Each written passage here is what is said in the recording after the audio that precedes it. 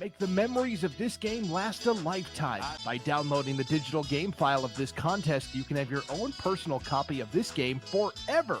These make great gifts for the student athletes involved. Just click the Order Now button for more details. Welcome to What If Idaho, the home of 1,000 paths for those that embrace possibility. There's no better place to be if you're looking for that next career, or just exploring. Life is a wide open door, no matter your age. Here at Next Steps Idaho, you can research careers and training options that work for you, and start a dashboard to keep your plans moving forward, so you can route your path from what if to what is at nextsteps.idaho.gov. A hit in the morning, another between class, after school, and more before bed. Vaping sucks you in quick. Not to mention all the chemicals and health problems everyone's talking about. That's why thousands of teens are ready to take back their life their own way with My Life, My Quit. When you sign up with us, you'll get a free and simple quit plan that makes it easier to stop vaping. Visit mylifemyquit.com or text Start My Quit to 36072. I am Kevin, and I'm from Idaho Falls. It's important for the disabled to be vaccinated because of COVID. I chose to be vaccinated because I didn't want to be sick or in the hospital. Getting the vaccination, my experience was painless and worth it. It was a very wise choice. At Valleywide Cooperative, we're here when you need us. For 100 years, we have been here to help you with food, fuel, and good old-fashioned advice. And for us, serving is more than a job, it's a way of life, which is why we pour so much into the communities around us. We've employed hundreds of your neighbors. We take pride in that, and in giving back millions in sponsorships, grants, donations, and scholarships. It's our way of saying thanks. We're Valleywide, and yesterday, today, and tomorrow, we're here for you. Our army of IdahoSports.com action photographers are covering games all over the state. And now we've revamped our galleries to make it even easier to find and order your favorite action shots. Just go to IdahoSports.com and click the Action Photos link in the menu. Dear road rivals, you may have four wheels and a similar build, but our resemblance ends right there. Later, Toyota. Find yours at Toyota.com. Toyota. Let's go places.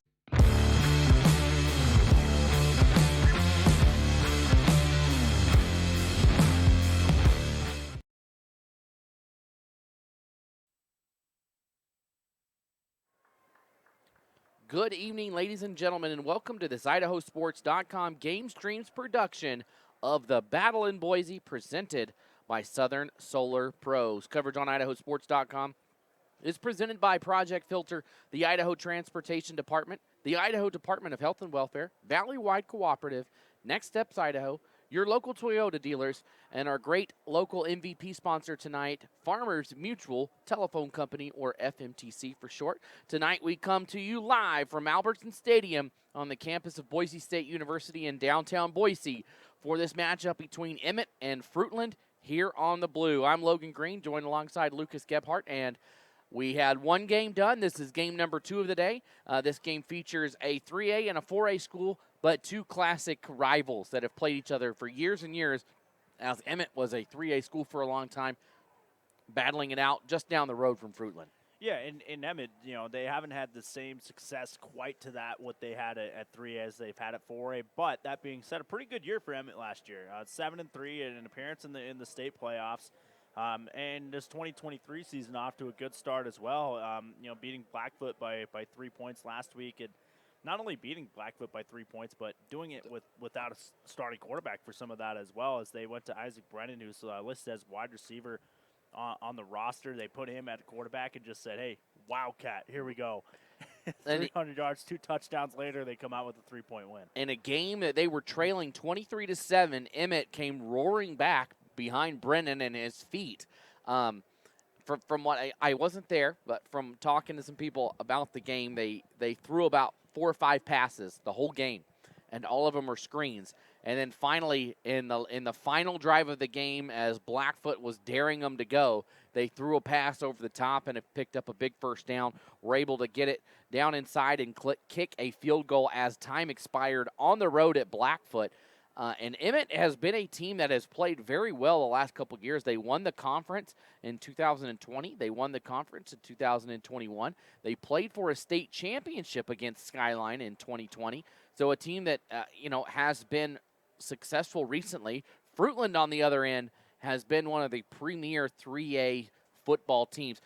Not in the last 7-8 years. I mean, I think that crown has gone to Sugar Salem in the mix with Homedale and Weiser. Those three, and two of those just happen to be in your conference. So you're keeping up with Homedale, you're keeping up with Weiser. But for years before that, it was Fruitland. Fruitland was the main team in 3A, and they're looking to get back on that level, coached by head coach Jordan Gross. Played for the best team in the NFL, the Carolina Panthers.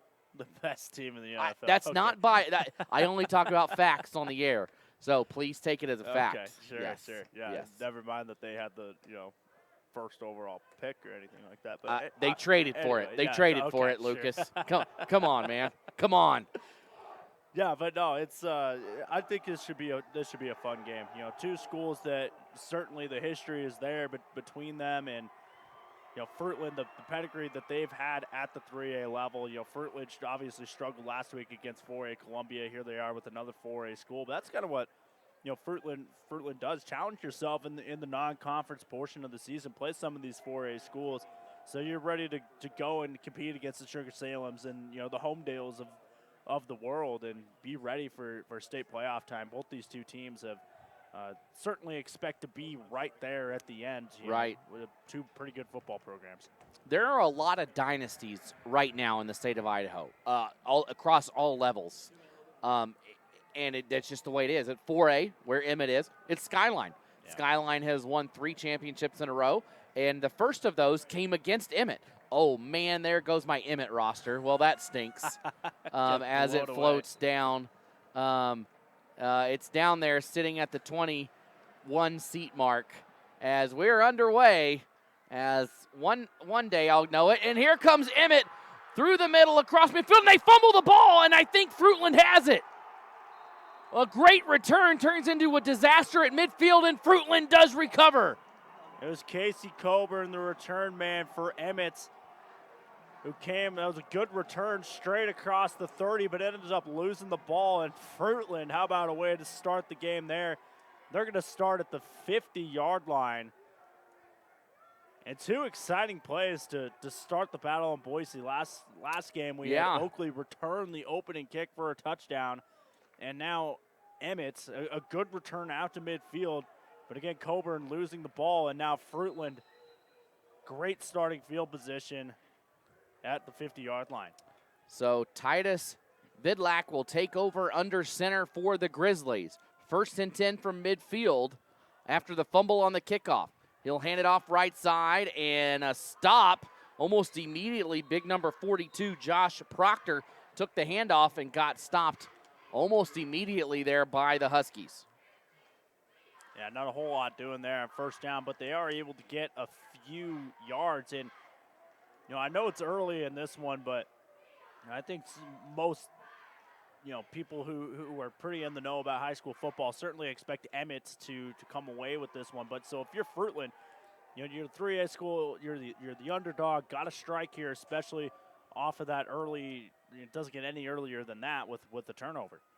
2nd down here. They'll hand it off, go left side, and another stop here by Emmett. The ball comes out, and Emmett has it. It's recovered by number 11 for Emmett, Brian Walker. So we've had 2 fumbles.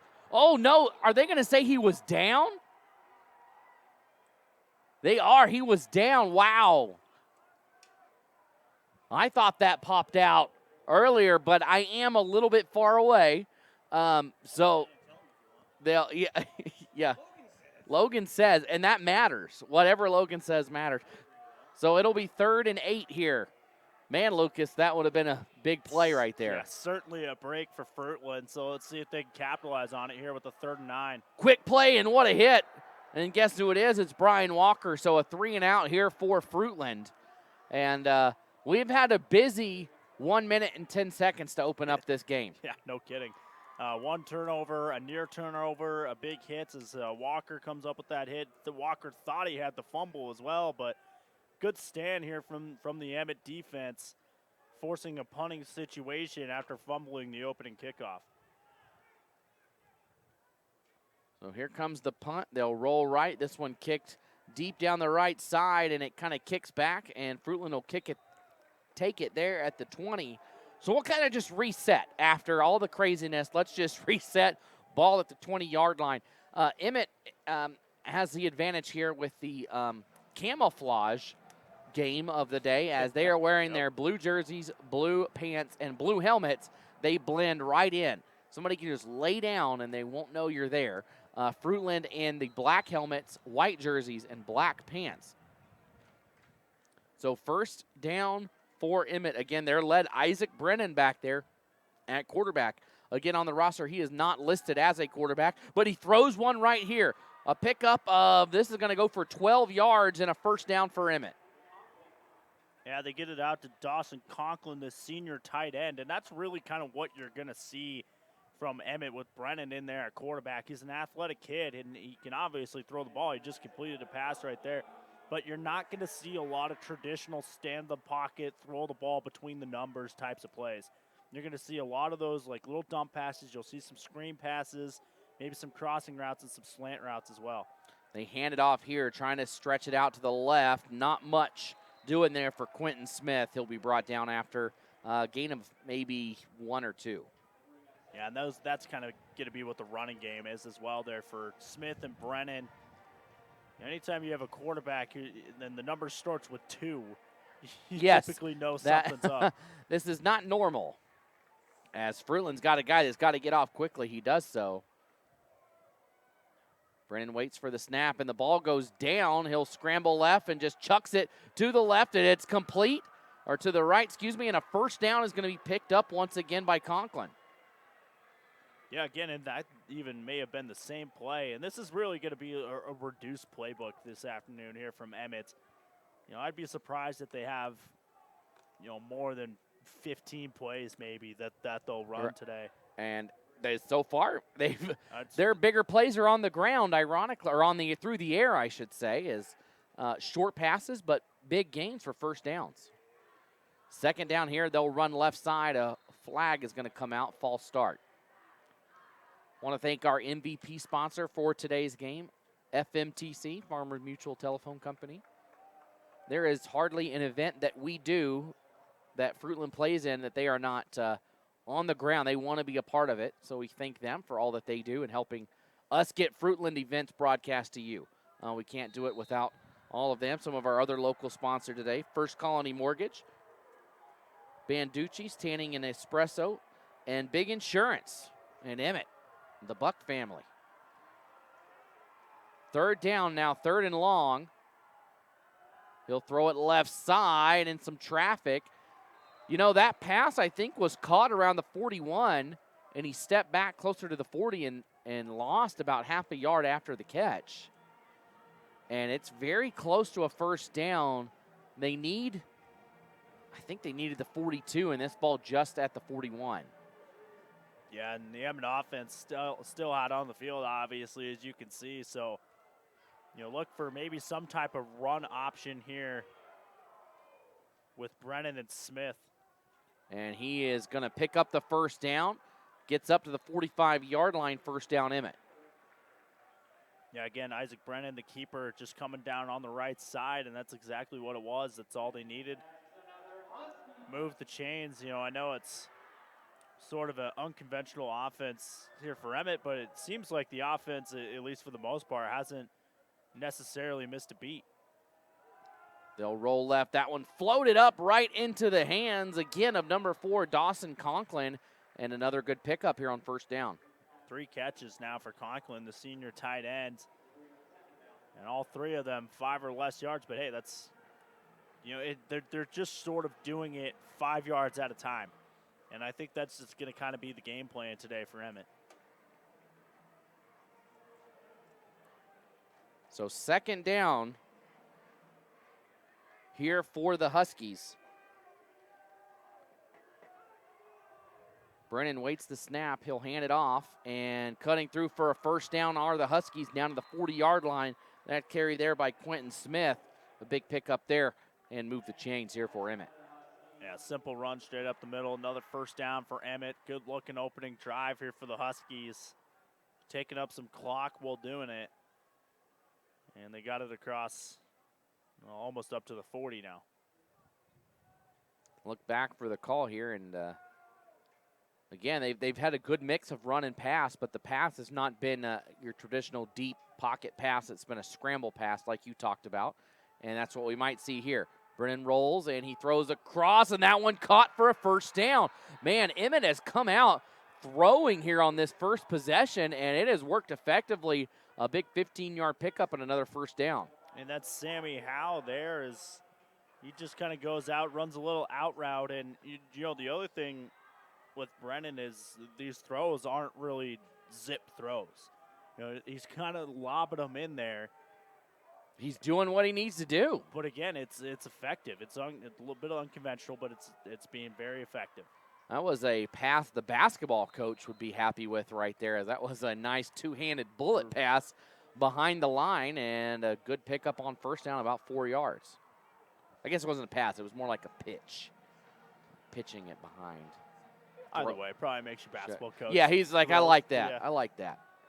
Second down here, 2nd and 6 for Emmett as they head down into the sun here to our right. Brennan keeps it on the ground, and he's got some room to run. Brennan down to the 5, and he's in for a touchdown. Isaac Brennan picks up where he left off last week and scrambles in for the game's first touchdown, a 24-yard touchdown run for the Huskies. Awesome drive there for Emmett to open up the game. You know, they had a little bit of a mix of pass and run, and Brennan looks confident back there at the quarterback position. You know, both running and throwing the ball, and he's able to get it into the end zone. And Emmett looking good so far here in the first half of the first quarter. Extra point is up, and it's good. So Emmett takes a 7-0 lead on Fruitland as we open up the game number 2 of the battle in Boise.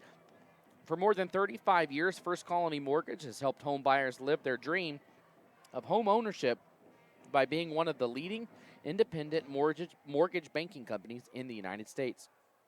First Colony Mortgage in Fruitland combines the advantages of being a large company with a depth in knowledge, skill level, and technology, while also being run by local people who understand the local area and economy. Whether you're a first-time home buyer closing on your dream retirement home or refinancing your current home, or to just take some cash out and pay off debt, contact Kara Curry at First Colony Mortgage for your next mortgage loan. Their office is in Fruitland, located on North Whitney Drive, or call the office there, 452-6003. First Colony Mortgage, the smart mortgage company.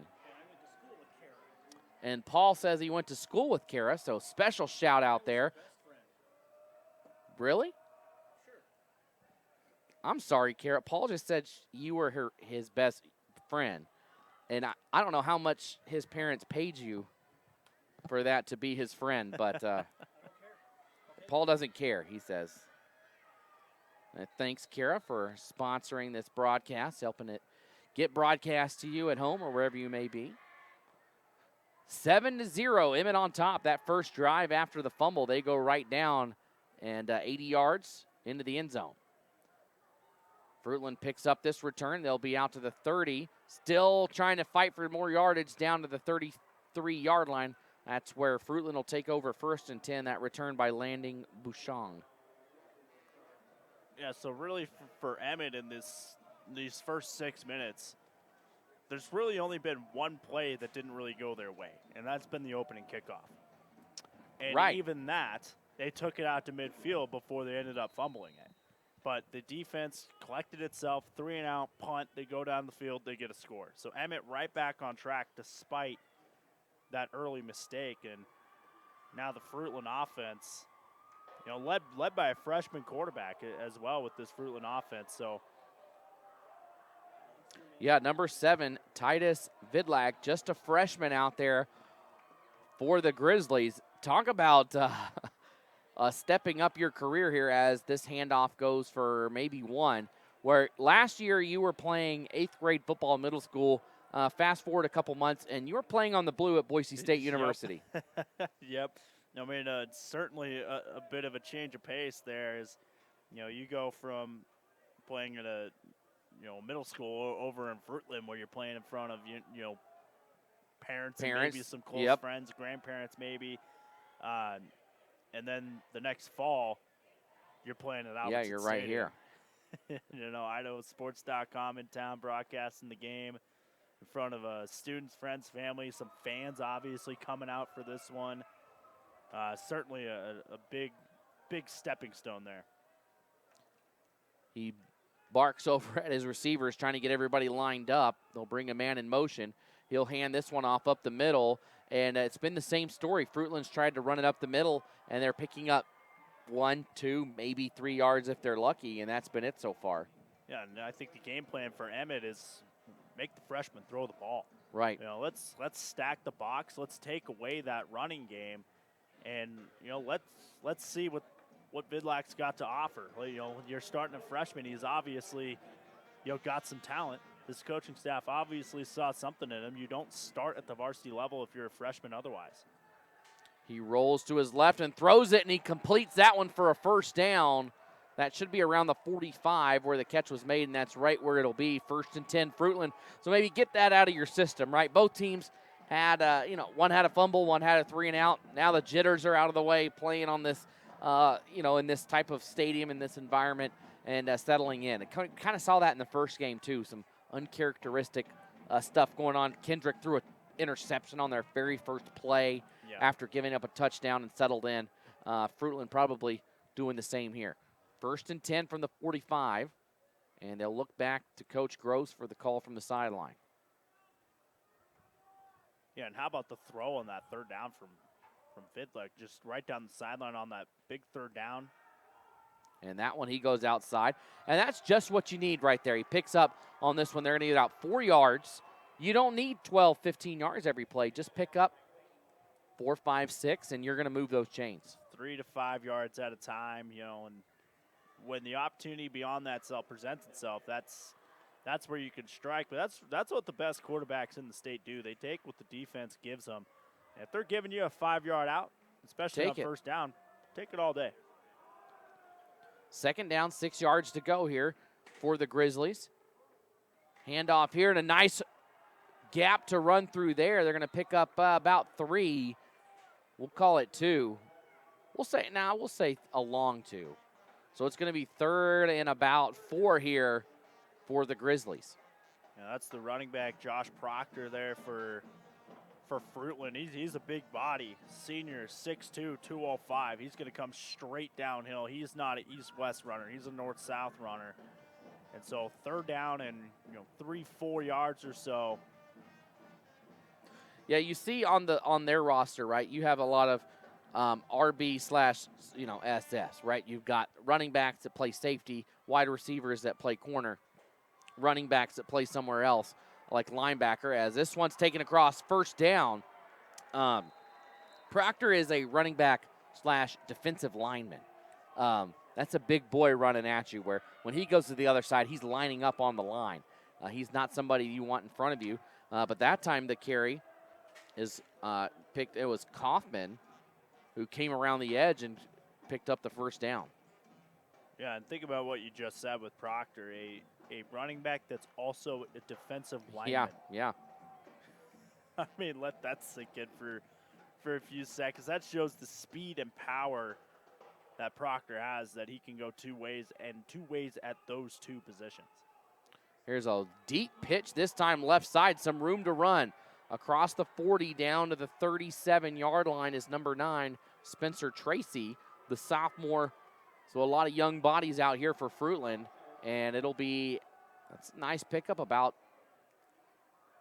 4 yards, 5 yards here on 1st down. So it'll be 2nd and 5.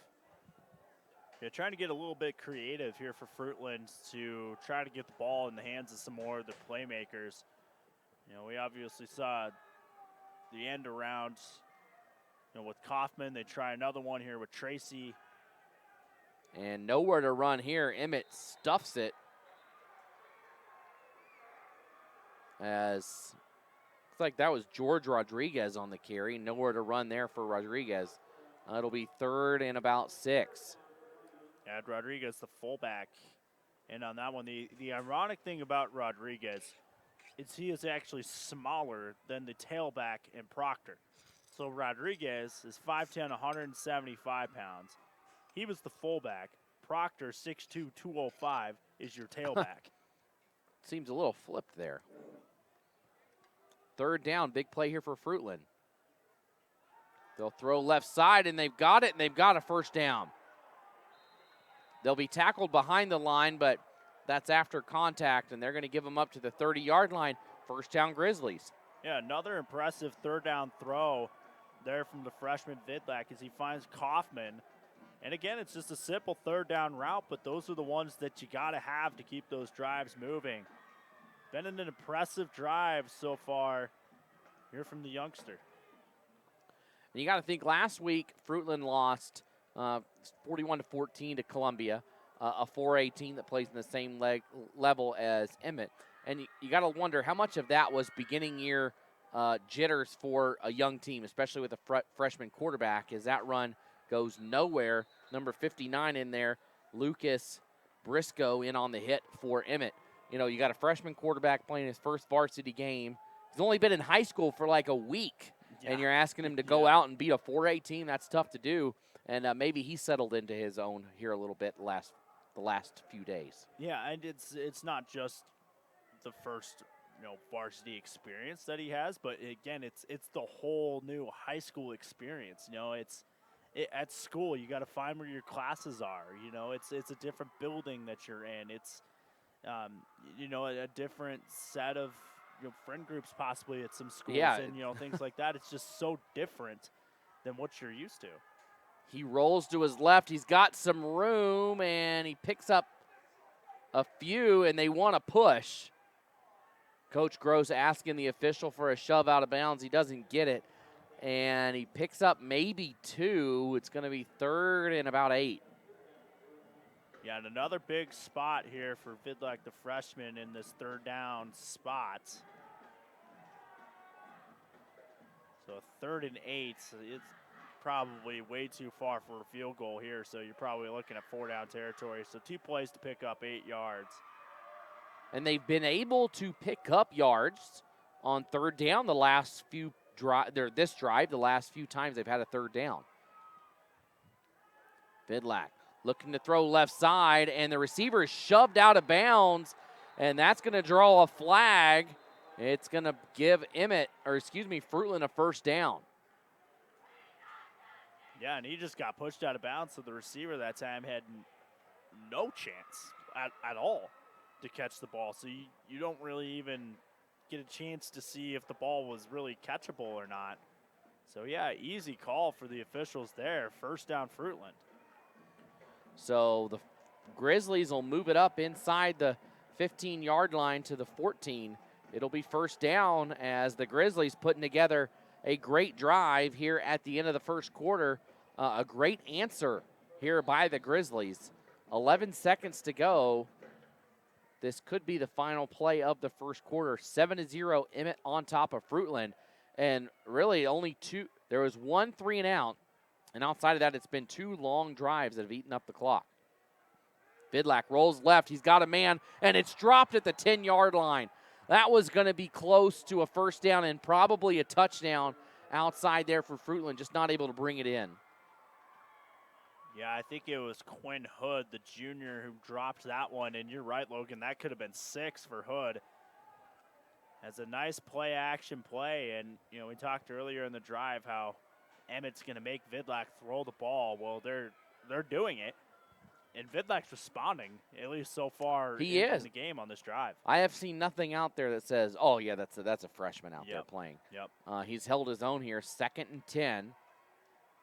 Twins up top end near side. He'll roll right again, and he's going to go to the end zone. He's got a man back there and just overthrows him a little bit. That was number 3, Jack Dressen, the intended receiver. good look, just not quite there. Yeah, just led him a little bit too far towards that back pylon. But again, putting the ball where only his guy can get it. You underthrow that, now that's a ball that could potentially be intercepted. Right, might as well throw it out of bounds. If your guy can't get it, let nobody get it. Yep, if you're gonna miss, that's where you want to miss. So 3rd down, 2 seconds on the clock. This will be the final play, and Coach Gross is going to take a timeout. So timeout here on the field. That'll give us a chance to thank Banducci's Tanning and Espresso. They're located in Emmett, and they're proud to support the Emmett Huskies today and all season long. When you're in, check out the board for monthly specials on the best coffee in Emmett from Banducci's. Also, we'll see from them here at the quarter break. Big Insurance as well as FMTC. Big thanks to them for being sponsors of today's game. FMTC, an MVP sponsor of today's game, helping it get broadcast to you. We talked about this in the other game, but also Southern Solar Pros stepped up in a big way to help sponsor the event. Not the broadcast, but the event. They helped come in here and pay a lot of the fees that were needed to get it set up. They helped the schools with payments that they might have needed, and even on some lost gate revenue that they would have gotten had they hosted a home game. Yeah, I mean, like we talked about in the previous broadcast, a lot of event expenses that some people don't think of. It's not only the gate, but you're also talking things like concessions and other revenue avenues that schools might lose from home games. So both these schools had to give up a home game in order to play in this event. So yeah, certainly thank Southern Solar Pros for their efforts in making this possible. 3rd down, a little trickeration and some room to run. It's going to be one-on-one. They get past down to the 5, and it's going to be close to a 1st down. The carry was by Spencer Tracy. I think they needed about the 4.5. They get it to the 5. It's going to be 4th and very short. And they're going to have time to discuss it because that's the end of the first quarter. We're going to take a quick break and be back with the second quarter right here on IdahoSports.com.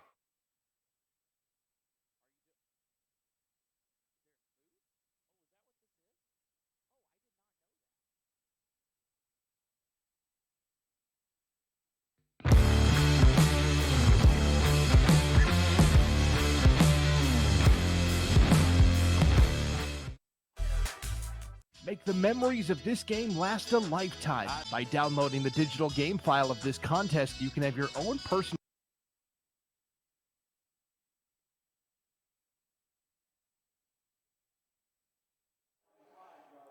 Start of the second quarter, a big 4th down coming up here for Fruitland. It's been a good-looking drive so far for Fruitland down to this point, but we'll see if it'll all be for naught as they need about a yard. It's a tough decision. Do you kick it? Do you go for it? Because you're this close, and you could take the 3 points. I think they're confident they could probably get 3, but you want to get 7 here against a team from a classification above you. 4th down. Here it is. Some more trickeration, and they're going to throw back to the freshman quarterback who scores. What a play call. What a drive. What a touchdown by the Grizzlies. Put 6 on the board. It's the Philly special. That's what that play was. And remember when the Philadelphia Eagles in the Super Bowl against the New England Patriots, they ran that exact same play at the end of the half, and the Eagles ended up throwing back to Nick Foles for the touchdown. That was, if not the exact same play, a very similar play. And they throw it back to Vidlak, the quarterback, who catches a touchdown. How about that for Vidlak? Marches his team down the field and then catches a touchdown pass, and Fruitland an extra point away from tying it up. And a whistle here.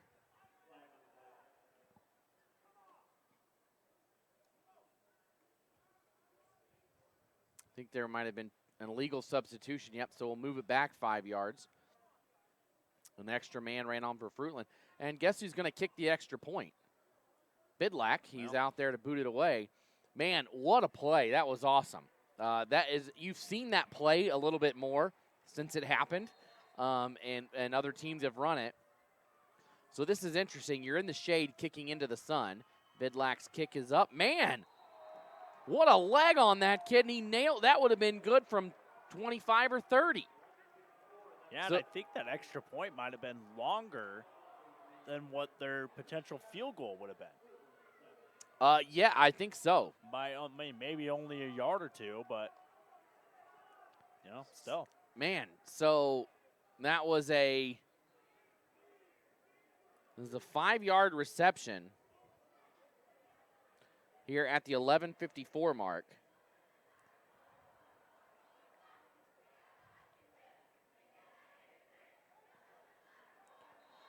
The quarterback, and you wonder how long Coach Gross was planning for that, as he was working that clock. They had a lot of time down there. He took a timeout with 1 second to go, and then he comes back from the timeout, the end of the quarter, and scores on a play like that. What a way to open game number 2 here in the battle in Boise. Yeah, and Vidlak, he'll kick it off. Does it all for sure.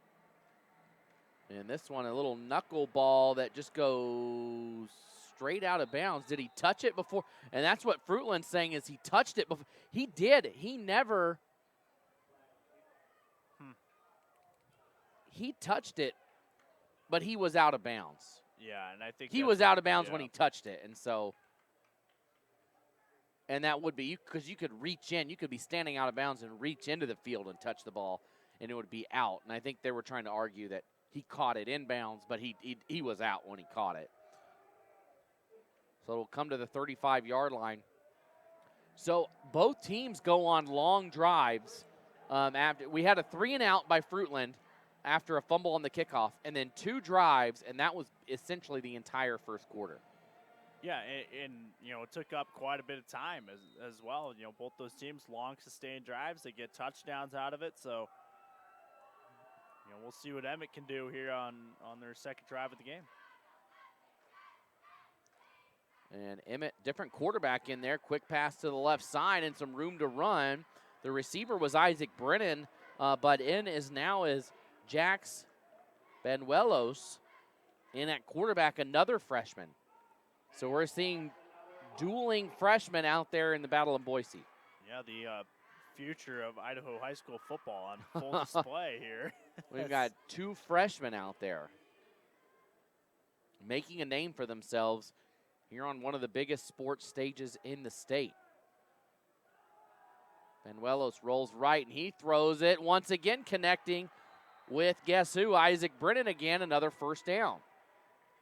Yeah, so now Brennan has completed a pass. He has rushing yards, and he's caught a pass. Why not? So you want to talk about doing it all. Yeah, he had the touchdown run in the first quarter as well. It'd be, what if we have 2 players in this game with a rushing, or no, well, if he were to go back at quarterback and throw a touchdown, a rush, a throw, a catch. We could see if quarterbacks with catching touchdowns would be fun to see. And this one, gain of about 2. I guess I should say both starting quarterbacks have a receiving touchdown in a game. When does that happen? Yeah. It could happen. If Brennan were to catch a touchdown on this drive or at any point in the game, that's what we would have. Yeah, the quarterback who your starting quarterback of the game. Yeah, you're right. Which would be certainly an interesting element and something you certainly don't see every day for sure. I would love to know, where's the statistician on that? When is the last time that happened? And now Brennan takes the pitch, and he gets a couple of yards down to the 34. He didn't look uncomfortable at quarterback. He looked just fine, but he looks a lot better. Yep. He just looks like this is where he's in his element, running and catching the ball. That's more of what he wants to do. And when he gets it in open space, and as a quarterback, you're in open space, but it's not the same as turning on the jets around on a jet sweep like that. Yeah, and it's certainly Brennan for Emmett. He's one of their better athletes, if not their best athlete on this team. And that's kind of why when they had to make that switch over at quarterback, because this one goes over the head of Brennan. But you're just trying to find ways that we can get the ball in 21's hands. Yes, and then that's exactly what they did last week, and that's what they've done so far to open this one up, as whether it's, like you said, in the Wildcat-type formation or if it's to have him spread wide, whatever it takes to get him the ball. 4th down. Banuelos in the shotgun. He'll bring Brennan around, and they push it back to him, and he is going to get dropped at the 40-yard line. Quinn Hood comes up with a huge stop, and the Grizzlies will take over at the 40.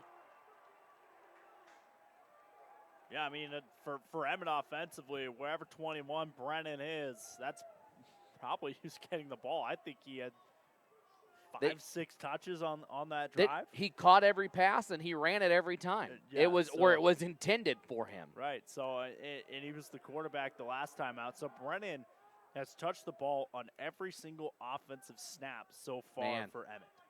And he was a quarterback, and then he wasn't the quarterback, and still a phenomenal athlete back there. But now the other freshman takes back over. Fruitland in great field position here at the 40. 1st and 10 Grizzlies, 9:57 to go here in the second quarter. Vidlak looks back for the call from the sideline.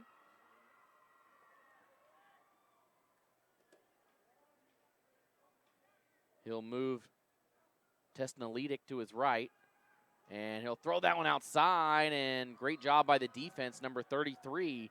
That was Avery Clayton to get there right as the ball did and make contact with everybody right then at the right time. Yeah, good defense that time. Good timing there from Clayton. The senior defensive back breaking that one up and brings up a second down. And after 2 good-looking drives to open things, kind of be for each side, 1 drive on each side, so 2 total drives. Talking about those touchdown drives, now it's going to be interesting to see how Fruitland can come out after their touchdown drive and see what adjustments Emmett has made defensively. Dressen goes in motion and gets the pass out in the flat, and he gets down to midfield. He had a lot of room to run. Credit to number 6 out there, Carson Alder. If he doesn't make the stop, there is a lot of blue turf in front of him to run. Yeah, Dressen probably scores on that one if he's able to make that guy miss. He was pretty close, and it's a simple play. Get him out in space. Have your athletes make plays where they can make plays. And so they try to get it out to Dressen on the edge, but they're going to say he's just shy of the 50. So it will be 3rd down. We'll see if they go up the middle. In the going under center this time is Vidlak. He'll snap it, hand it off, and that's going to be a 1st down, a little more. Down to the 45 are the Grizzlies. That looked like it was that 4? Yep, Tesnalitic picks up the 1st down. Yeah, Tesnalitic not messing around there. Just straight north and south football. Get the 1st down, move the chains. Fruitland offense looking much better this week than they did last week after only scoring twice against Columbia. They already have a touchdown here today, and we're going to get a timeout taken by Fruitland. Timeout called here on the field. Wait, it was a flag. They wave it off, a timeout here on the field. So timeout on the field. We'll take it with them. We'll be right back on Idaho Sports.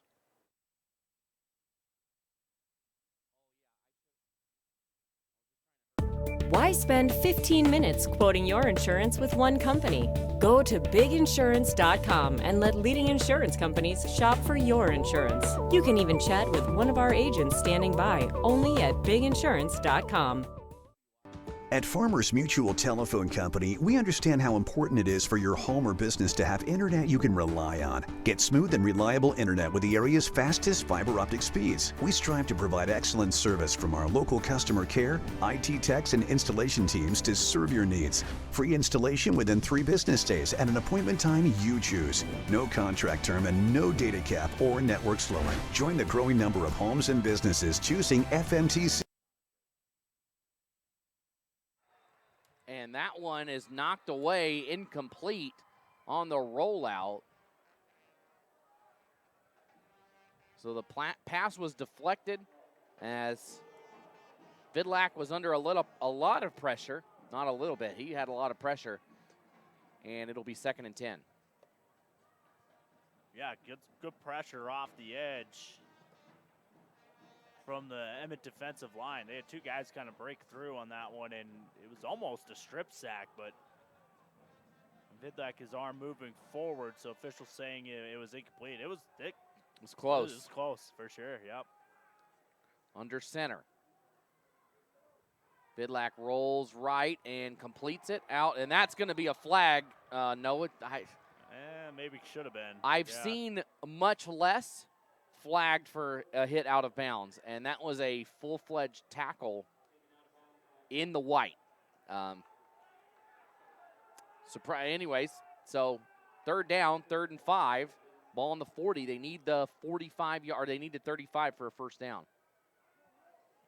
I see the Burley Bobcats, I believe, over there on the left in the house, waiting for their game. They'll face Valley View in just a little bit, led by Boise State commit Gallon Bear. Should be fun to see him here on the blue for the first time tonight. 3rd and 5, Vidlak waits the snap in the shotgun. They'll hand it off and only going to pick up about 2, 4th down. So decision time now.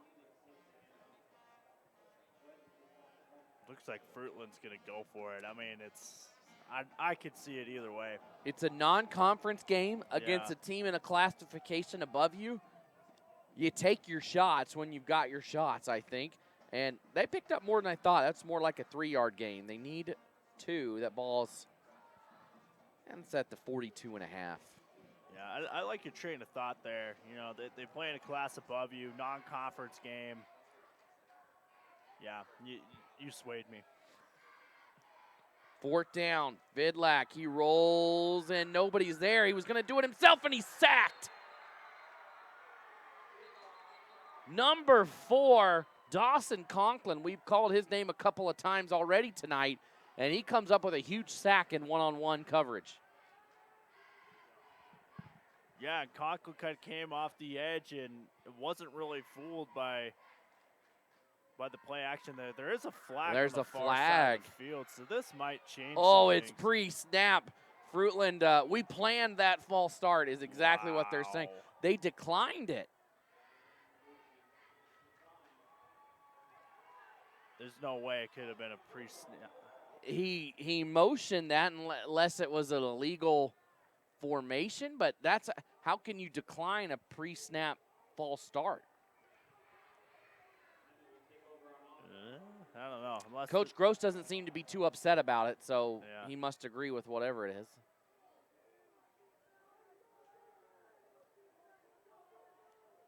All right, they'll switch footballs, and Fruitland will take over 1st and 10, ball on the 45-yard line. 7-7. This one has been really good. It's been very close and tight throughout here on the blue. Benuelos in the shotgun.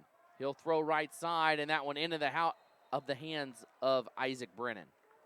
He got his hands on it. He did. And again, another play in and out of the hands of Brennan, but yeah, but nevertheless, like it's another target for Brennan, and it just seems like every play that Emmett has run so far this afternoon has been to get the ball to Brennan. 2nd down. They'll spin out. Benuelos, he's under pressure. He's going to go down, and he's sacked. Brought down by number 2, Jace Mordhorst. Coming around, a baseball player. I feel like these Fruitland players, I know so many names. Just because of where I've lined up for state baseball, I've done 3A 2 years in a row. And then state basketball, I did 3A. And Fruitland's been in all those tournaments. And I think Jason Mordhorst has been in all 3 of those tournaments that I've done. He's just a great athlete here for Fruitland. It comes up with the sack there in his junior season, obviously showing off his speed there. Listed as a strong safety on the roster as well, so dialing up a blitz that last time out. 3rd and very long for Emmett. They're going to go deep. This one wide open is Brennan. He was open at the 30, and how on earth did he get there? And when I saw that it was Brennan up here in the box, I just kind of threw my hand up because he has been targeted on almost every single You pass. have to know. You have to know where 21 is. You have to. He's the intended target. Who else is it going to be? Right. Man, what a play by Emmett, and what a throw by Banuelos. He was under pressure and chucks it right on the money. First down, they'll hand it off, and Brennan runs for maybe a yard before he's brought down. Yeah, like you said, you just had to know that that's where that ball was going, and it wasn't like he was open 5 or 10 yards downfield. He was open deep. Right, and, very easily could have been a touchdown with the more accurately thrown ball as well, but just got to know where he's at on the field at all times. And Wellos, the snap is fumbled, and it's just going to have to be fallen on in the backfield there by number 27, Quentin Smith. Now it's 3rd and long again. And something the Emmett fans are not only rooting for a first down here, but also for the shade. It is almost to them over there. It's to the bottom of the grandstands. It's almost relief time for them. Banuelos rolls right, and he's brought down. That was Mordhorst again on the tackle. He picks up 2. It'll be 3rd or 4th and about 8 yards to go. Yeah, 4th down coming up now for Emmett, and this one probably calling a play where Brennan's going to touch it. So a timeout is going to be called here by Emmett. First Colony Mortgage has been in business for more than 35 years, and they've helped home buyers live their dream of home ownership by being one of the leading independent mortgage banking companies in the United States. First Colony Mortgage in Fruitland combines the advantages of being a large company with a depth of knowledge, skill level, technology, while also being run by local people who understand the local area and economy. Whether you're a first-time home buyer, closing on your dream retirement home, or refinancing your current home to take some cash out and pay off debt, contact Kara Curie at First Colony Mortgage for your next mortgage loan. Located on North Whitney Drive, First Colony Mortgage is the smarter mortgage company. So big 4th down here for Emmett. They're in a position to go for it right here. This isn't punt or field goal range.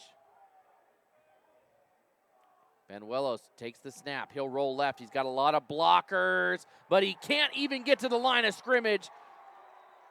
It was actually Brennan who took the snap, and a flag comes out after the play. So Fruitland will take back over right now on the 28, but a penalty will change where that spot goes.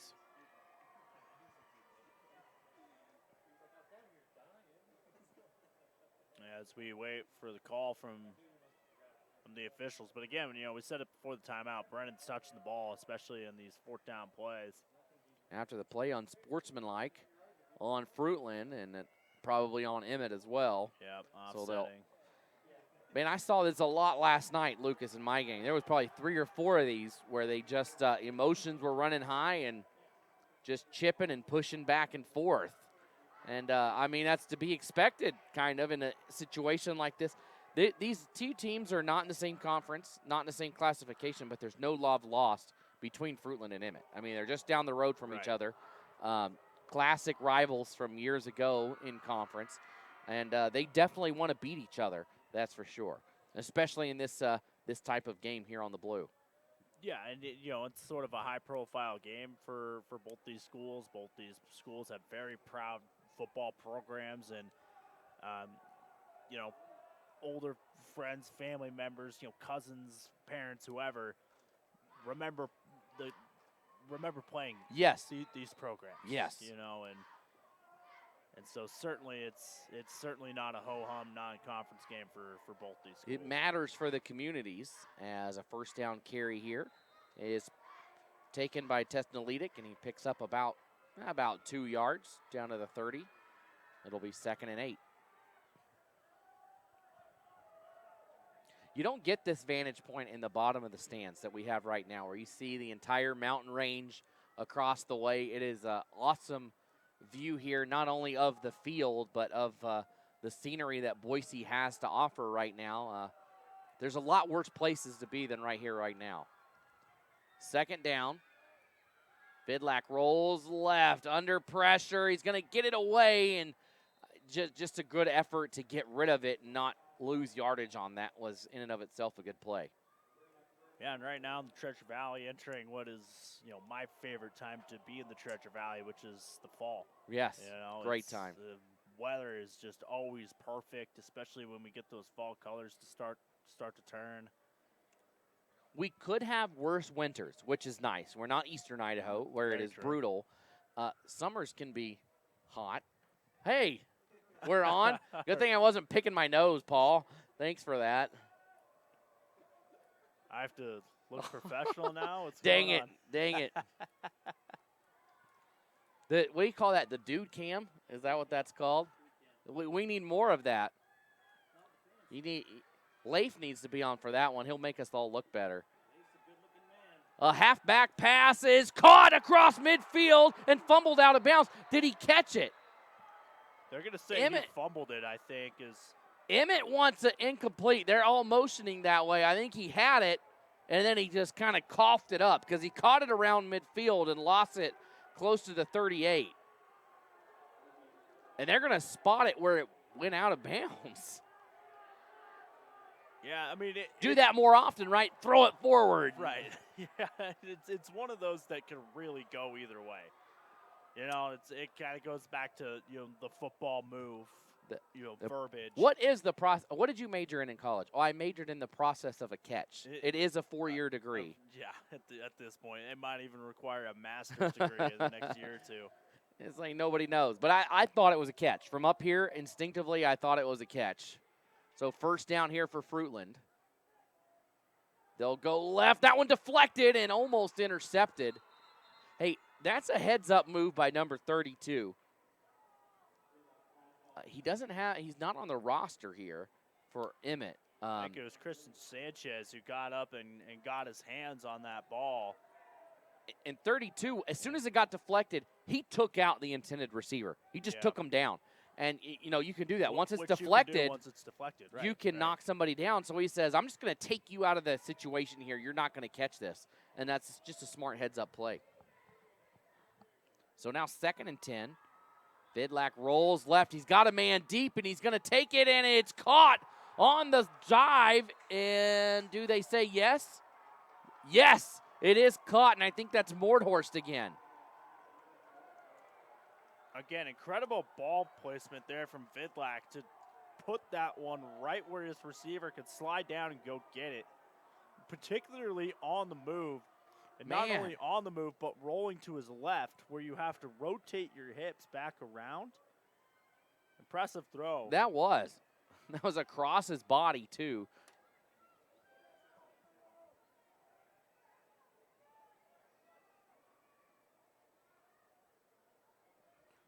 Wow, just a little update here from Eastern Idaho after this play as another trick play here for Fruitland. They'll cut it inside and maybe get back to the line of scrimmage. But there's apparently an accident on somewhere, probably on I-84. Ridgeview is headed over to play Pocatello. There's a bad accident. Ridgeview's not involved, but they've been stuck in the traffic. They're not expecting that game to start till 9 or 9:30 tonight. Wow. That's essentially when my game started last week. I was at Rigby, and we had a lightning delay maybe 5 minutes into the game, and we did not start back until about 9 o'clock. Yeah. We didn't leave till, maybe 11:30. As there's a timeout on the field, we'll thank Banducci, Tanning and Espresso, and Emmett. They're proud to support the Huskies today and all season long. Stop in and check the board for monthly specials for the best coffee in Emmett. Also want to thank Big Insurance as well as FMTC. They're an MVP sponsor of today's game. Thankful for them and all that they do, as it looks like we actually have an injury timeout, so we'll take a quick one with them, and we'll be right back here on IdahoSports.com.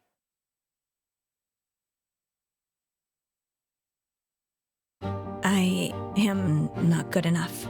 I will never believe I'm ready. College isn't for me, and I need to stop thinking my life can change. If only I could see things differently. My life can change, and I need to stop thinking college isn't for me. I'm ready. I will never believe I am not good enough.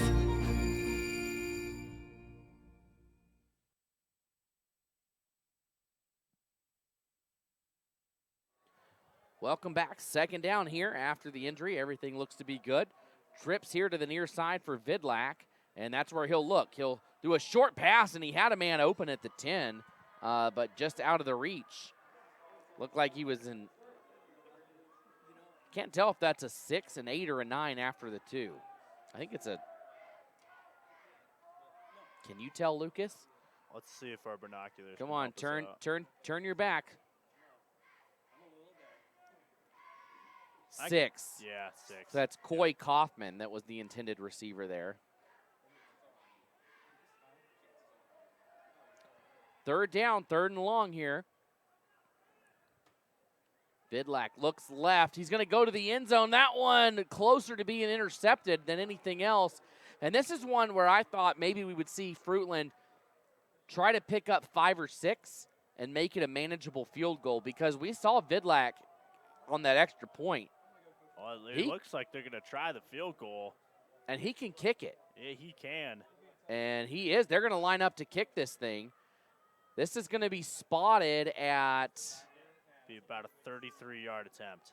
Now, remember, playing in a college facility, so the uprights are tighter than what you see at a high school venue.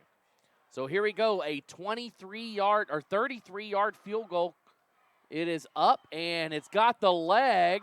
That thing was, wow, no good. It landed right on the Bronco there. I thought it was right down Broadway, but you said, maybe the narrow posts had something to do with that, but that had the leg, but apparently a little bit wide. It must have been wide right. So no good on the kick, and we'll stay at 7-7, 2:42 to go here in the second quarter.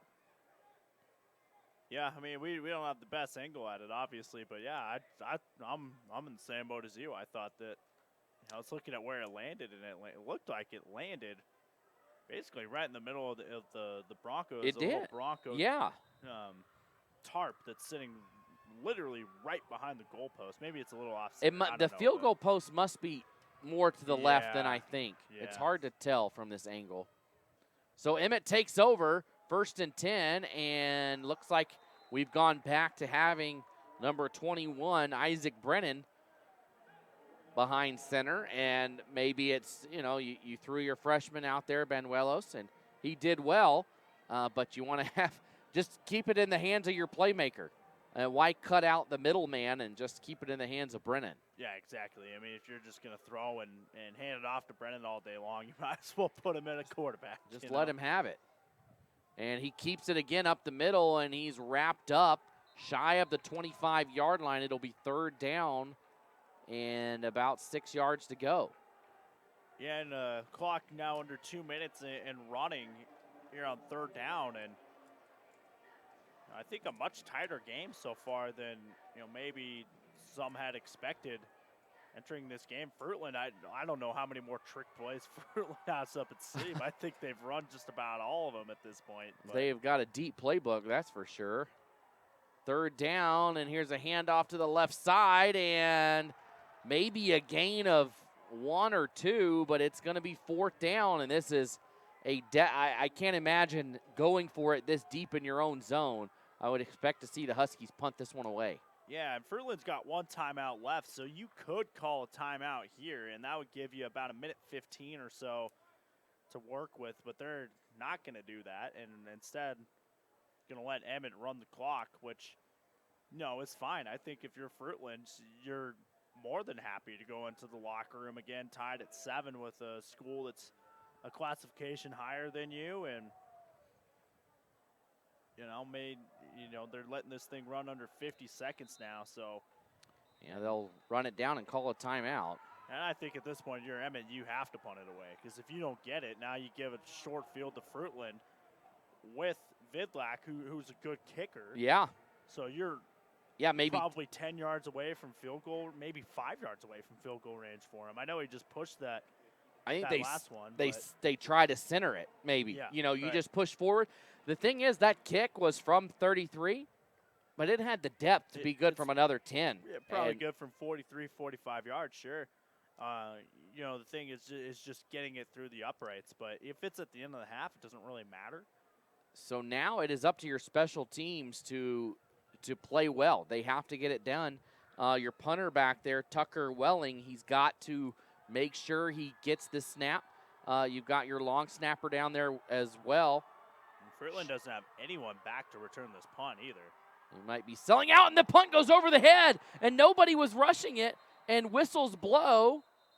A flag is down and a false start. So here we go. We had this earlier, and the Fruitland or Emmett was able to decline it. But now we have it now, and they blow it dead. That's a break for Emmett. Oh, yeah. And if you're For Fruitland, sure. I'm just not sure why they weren't going gangbusters on that to begin with. Maybe they're playing a little bit for a fake, but I don't think that's coming now, as now it's got pushed back 5 yards and another whistle here. Well, if I'm Fruitland, I might call it or either way through this stoppage, because you just had a bad snap. So now if I'm Fruitland, and you don't have a punt returner back anyway, just send all 11.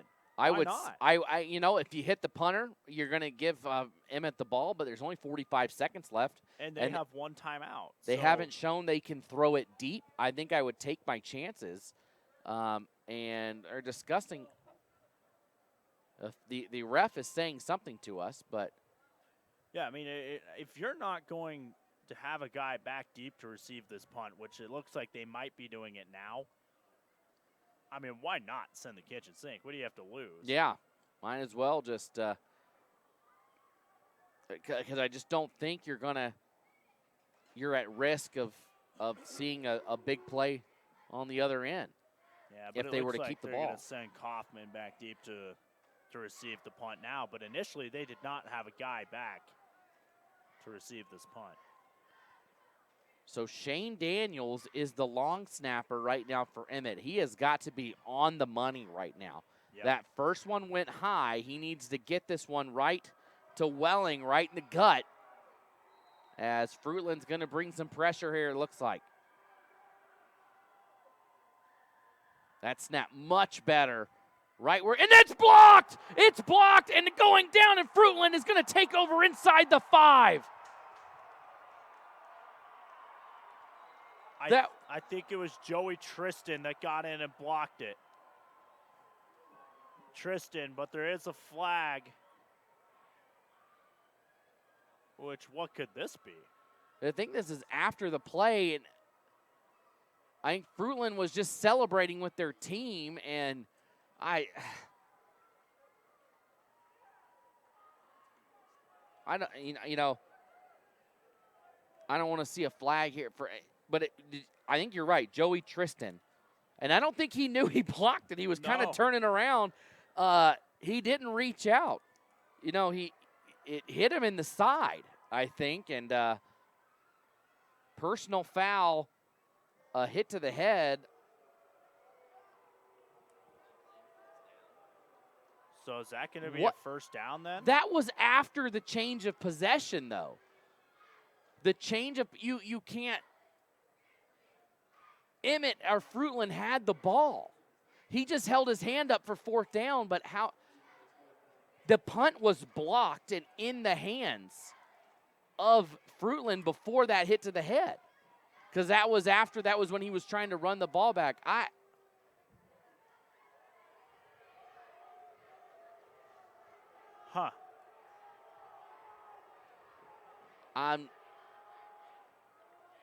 Well, so they're going to replay 4th down now. They are. So Emmett lives to play another down once again, as they had a bad snap on punt number 1. Punt number 2 got blocked, and I just don't understand. I would love to. I thought think Jordan Gross is getting an explanation right now from the officials down there at the 24. The change of possession had happened. I think it all depends on when that hit to the head happened. Let's say it happens on the line of scrimmage.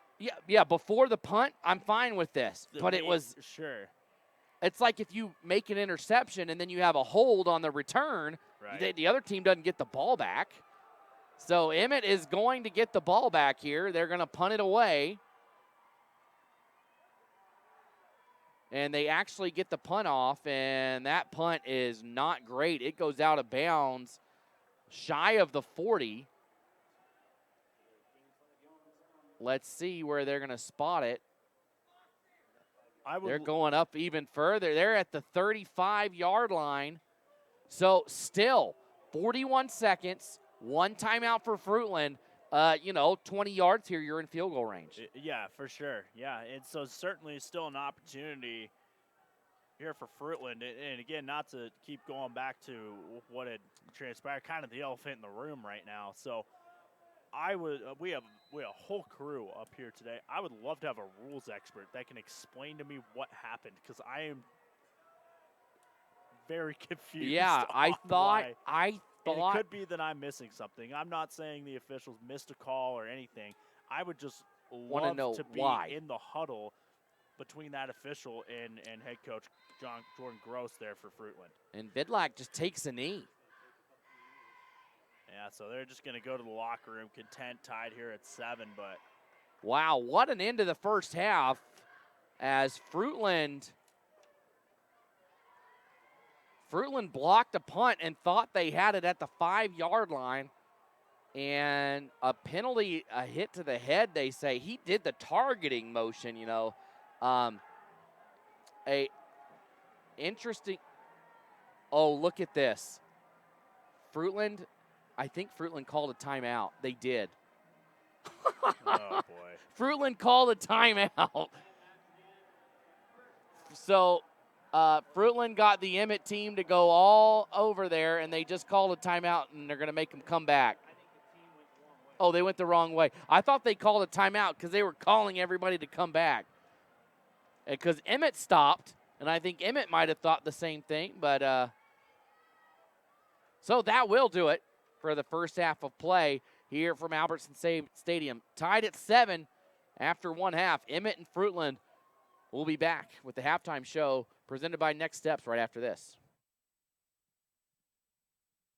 Make the memories of this game last a lifetime. By downloading the digital game file of this contest, you can have your own personal copy of this game forever. These make great gifts for the student athletes involved. Just click the Order Now button for more details.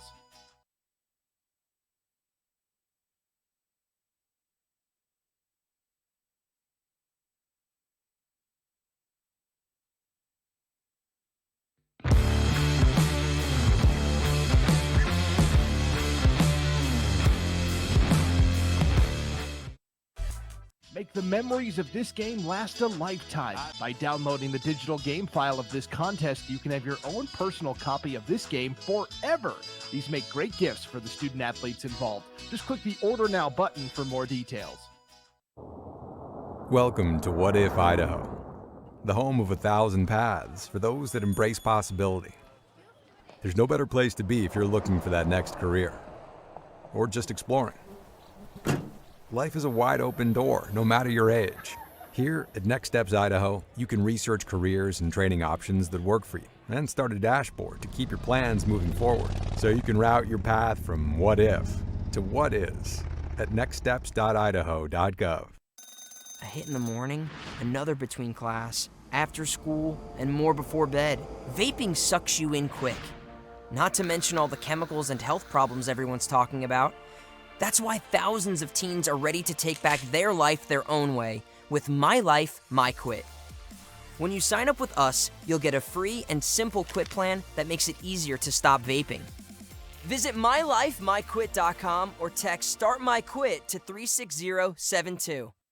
I am Kevin, and I'm from Idaho Falls. It's important for the disabled to be vaccinated because of COVID. I chose to be vaccinated because I didn't want to be sick or in the hospital. Getting the vaccination, my experience was painless and worth it. It was a very wise choice. At Valleywide Cooperative, we're here when you need us. For 100 years, we have been here to help you with food, fuel, and good old-fashioned advice. And for us, serving is more than a job, it's a way of life, which is why we pour so much into the communities around us. We've employed hundreds of your neighbors. We take pride in that, and in giving back millions in sponsorships, grants, donations, and scholarships. It's our way of saying thanks. We're Valleywide, and yesterday, today, and tomorrow, we're here for you. Our army of IdahoSports.com action photographers are covering games all over the state. And now we've revamped our galleries to make it even easier to find and order your favorite action shots. Just go to IdahoSports.com and click the Action Photos link in the menu. Dear road rivals, you may have four wheels and a similar build, but our resemblance ends right there. Later, Toyota. Find yours at Toyota.com. Toyota. Let's go places.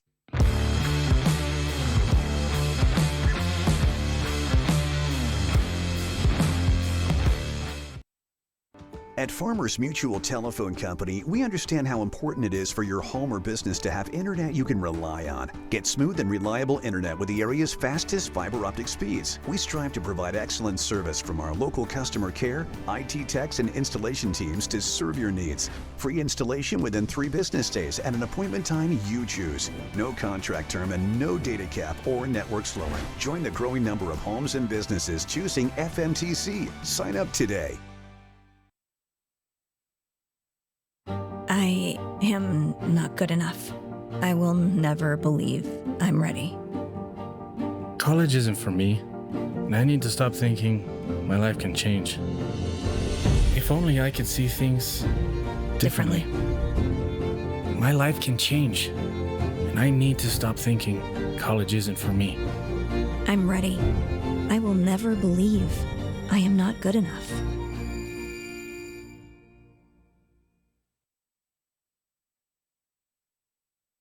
Why spend 15 minutes quoting your insurance with one company? Go to biginsurance.com and let leading insurance companies shop for your insurance. You can even chat with one of our agents standing by only at biginsurance.com.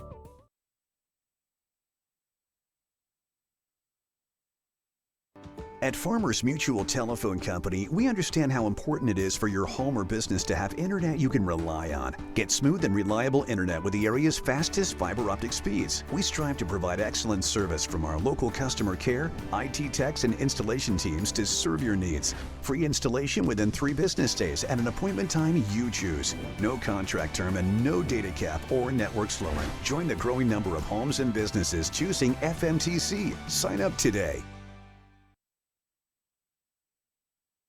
I am not good enough. I will never believe I'm ready. College isn't for me, and I need to stop thinking my life can change. If only I could see things differently. My life can change, and I need to stop thinking college isn't for me. I'm ready. I will never believe I am not good enough.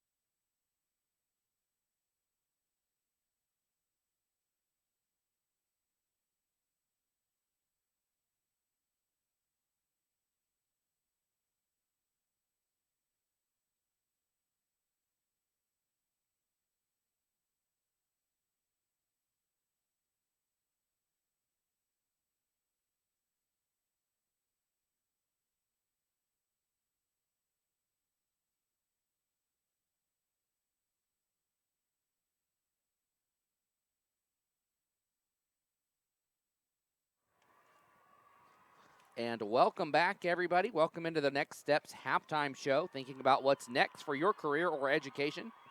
Next Steps Idaho can help bring you closer to the life you want to lead. Halftime here from Albertson Stadium, 7-7 our score.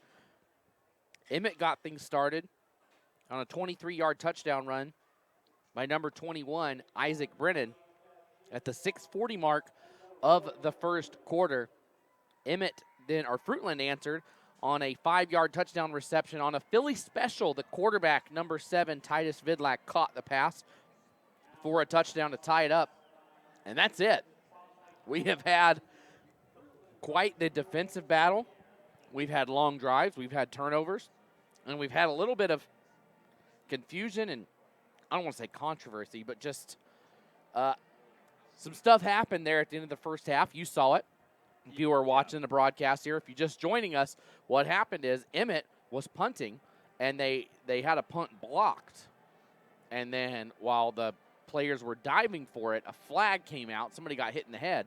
I thought Fruitland had the ball. Anyways, basically they all got a restart, and then they just replayed it. And so that's how the first half ended. They ended up punting. The next play, Fruitland took a knee, and that was it. And 7-7 in the first half. But much better game than I think a lot of people expected. Emmett won on the road at Blackfoot last week. Fruitland lost to Columbia big.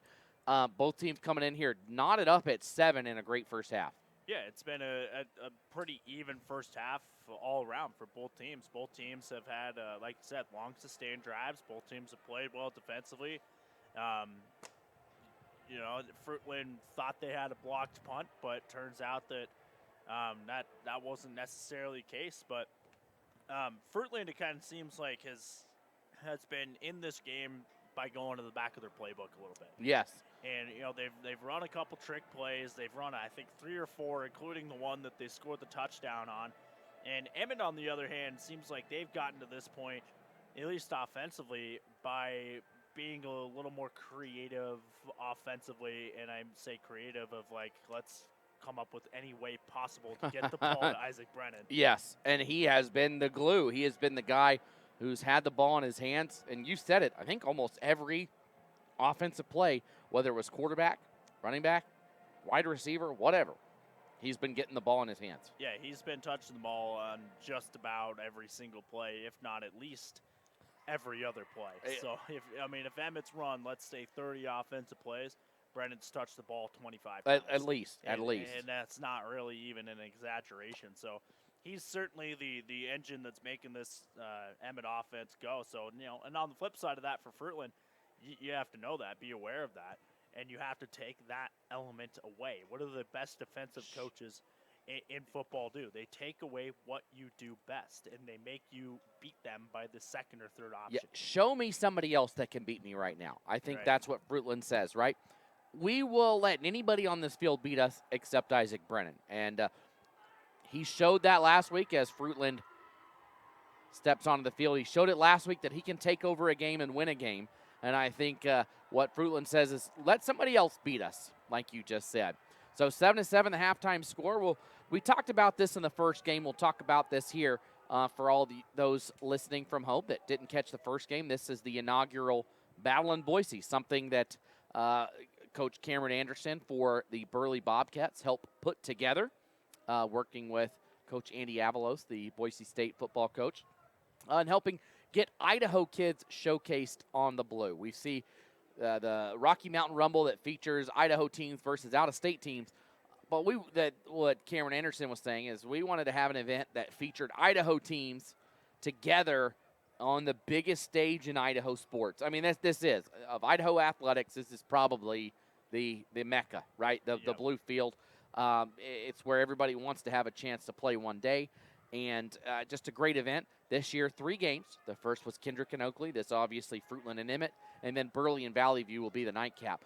In the future, they would like to have 6 games and have classifications from all levels represented. They want from a 1A, D2 all the way to 5A, everybody playing here on the blue next year. Yeah, and it's really just a great event, a great idea that that Cameron Anderson over at Burley came up with, and why not showcase? You said probably the mecca of Idaho. So it is. It is. This is where people want to play. Is. You play football, you want to play on this field. And it's not just one of the best college stadiums in Idaho. It's one of the best college stadiums in the country, in my opinion. That's nice. And it's not only the biggest and best venue that's in Idaho. This thing seats 37,000 people. The vast majority of kids that play in this event this year, with maybe the exception of Gatlin Bear, who we're going to see in the nightcap. Right. This is the biggest stadium that they're ever going to play in. Right. And this is a chance to play on the blue. Right. You know, with how Boise State has gone, you need to be an elite level recruit to play here on the blue. They are, you know, one of the best programs over the last couple of years, and we'll say group of 5 level, and have, you know, they've been a consistent team in Division I football. And so when you're like that, you're going to require the best recruits here, and it gives something to kids in Idaho to work for, right? Want to be the best so that I can play here on the blue. But this gives all these kids a chance to play here in one of the most recognizable spots in all of sports. Yeah, I think that's a good way to put it. Recognizable spots in all of sports. And you know, you see when you meet someone who's not from here, what is the first thing they think about when they think Boise. of Boise? Oh, the blue field. Blue fields and potatoes. Yeah, yes. Right? That's true. So Blue those fields are one and of the potatoes. first things they think about. Potatoes, they grow in blue fields. I don't know if you guys knew that. It's true. It's a fact. But, I mean, not only does Boise State play here, but they also play a college football bowl game. Yeah. At this venue, too. Right. Famous Idaho Potato Bowl played here. It's the Saturday before Christmas this year. And, you know, that's a prime time, you know, 1:30 Mountain Time slot. ESPN, you know, right in the middle of college football bowl season. So, you know, these kids will be sitting on the couch watching that game, you know, 5-10 years from now. And they'll be watching that game, and they'll be able to tell, you know, their kids and their nieces, nephews that, hey, I played on that field. Well, thanks for joining us here for the Next Steps halftime show. Again, if you're thinking about what's next in your career or education, Next Steps Idaho can help bring you closer to the life you want to lead. We'll take a quick 30-second break and be back with the second half here on IdahoSports.com.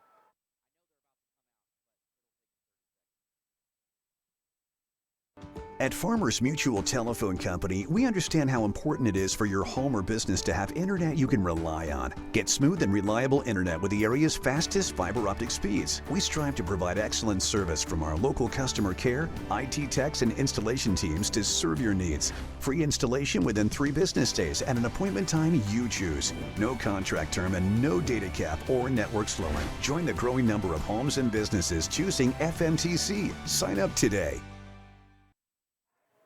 And here we go. Emmett set to kick things off as we begin the third quarter of play. 7-7.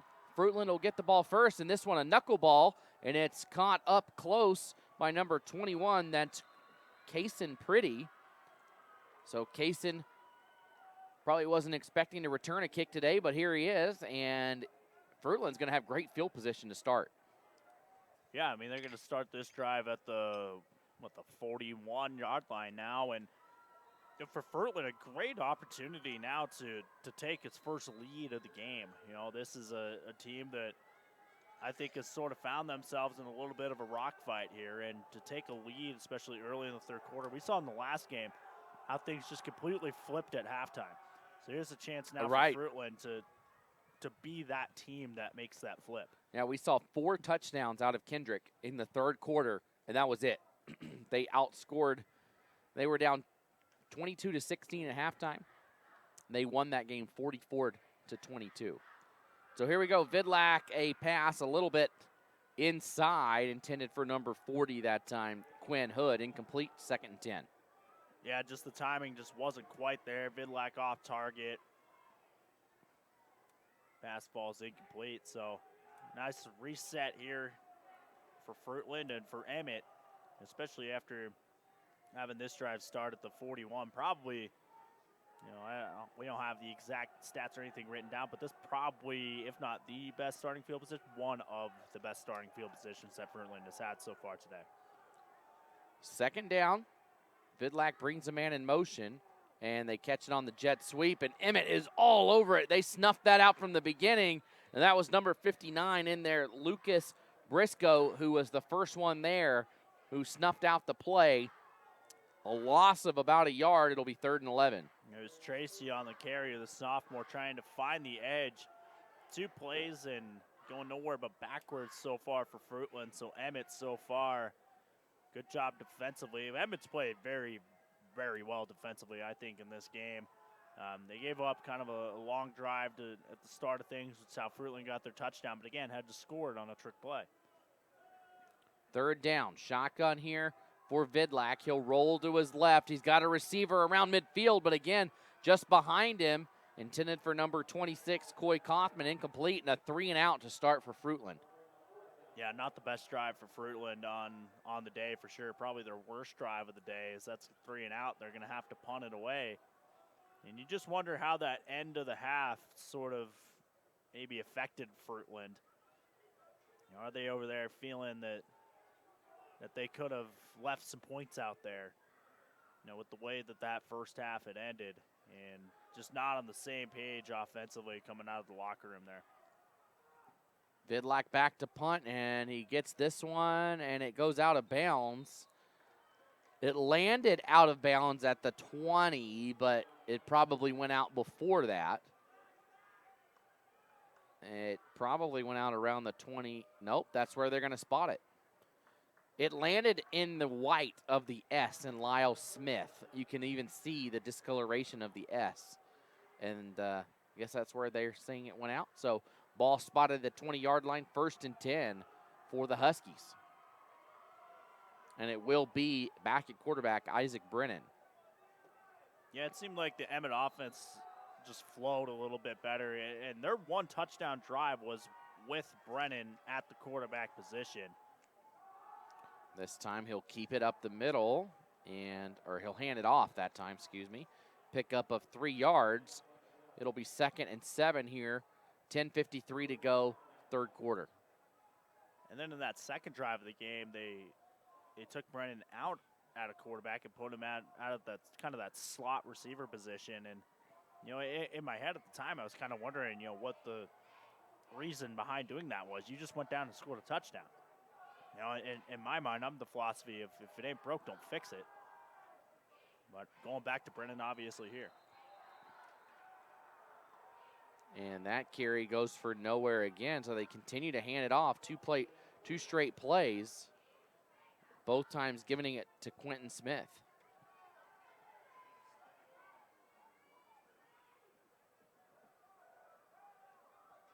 Third down,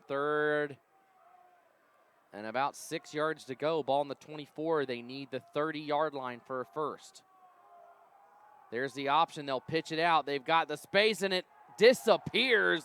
Coming in there, Quinn Hood, and the defense prevails. So 2 straight 3-and-outs to open up the third quarter here. Just can't say enough about this Fruitland defense so far today. I mean, this is a Emmett offense that scored 30 at Blackfoot on the other side of the state last week, and the Fruitland defense, you know, gave up 41 last week at Columbia, which is another 4A team as well. So certainly a big shift here defensively for Fruitland. They played well so far. Fruitland would love to get somebody back there on this punt like they did before, and not able to. This punt is going to roll down, and it's going to die at the 47-yard line. So Fruitland will take over at the 47. Good field position for the Grizzlies. We'll see if they can do something with it here. 9:06 to go in the third quarter. Yeah, again, kind of a similar starting field position here for Fruitland as opposed to that last drive. But the last drive for Fruitland, just nothing was working. You know, quick 3-and-out. Couple passes, just, you know, Vidlak not on the same page as his receivers. They had to run stuff as well. So you come out in this drive, you just want to get something going. You want to have a good first down play on this drive. I'd run something simple, maybe just a simple halfback dive, one of the first 5 plays you installed in the offense. Right, just something simple to get some yards and say, all right, we can do this. We're a good team. We're here for a reason. 1st and 10, I formation. This will be handed off to the fullback, and that's almost just what you said, Lucas. Just do something simple, bread and butter, and that one picks up about 4 yards, and that makes it 2nd and 6, and the playbook is now open to you. Yeah, so they just handed it right off to Rodriguez, straight up the middle, gain of 4 or 5 yards, and now you can really open some things up. I'd still sort of keep it simple here for Fruitland. But maybe now you could go a lot of different directions now, which is why that first play of that first drive is just so critical. Not only from just a mental standpoint of, okay, now we're getting the drive going, but now you really open up the playbook. 2nd and 6. Offset eye here. One receiver up top and here on the near side. Vidlak will go in and try it on the slant pass. Incomplete. It would have been shy of a first down by about a yard. Now it'll be 3rd down and 6. Yeah, Vidlak, the last 3 passes have been inaccurate. And that one included just behind his receiver a little bit. And especially when you're a receiver and you're running that slant route, that pass is behind you. You can touch it, but it's so hard when you're at full speed like that to get your hips reverse. To turn around that quickly. It is hard to turn around and adjust. 3rd down.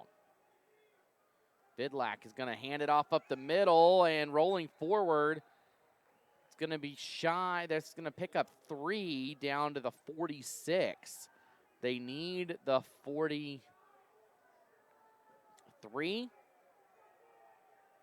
So it's going to be 4th down and 3 yards to go. They're going to go for it here. Yeah, need 3 yards. The other option you could do here is you could punt it and play the field position game, which it's been a low-scoring game. Your defense has been playing well, but they decided to go for it. Vidlak looking to throw, and it's incomplete. And like you said, it's just been a little inaccurate on the past few throws. And this time, though, I think they have issue with the receiver maybe not being in the right spot as that one goes incomplete. I thought maybe Vidlak had a chance there to run that ball, pick up some yards. But either way, turnover on downs, and now Emmett has great field position. Yeah, offense for Fruitland just certainly out of sync. And, not to play Captain Hindsight here, but I was sort of thinking, your defense has been playing well. Offense just hasn't really gotten things going in the second half. The next touchdown could win this game. That's sort of the way this game is trending. So I would have played the field position there. I would have punted it there and sort of played it out from that standpoint. And again, Brennan back at quarterback, and he picks up about 4 yards on 1st down right at midfield. But then we do have a flag. This might be in the area of a face mask, as it was right around the tackle. It is just a 5-yard face mask. That'll put it close to a 1st down.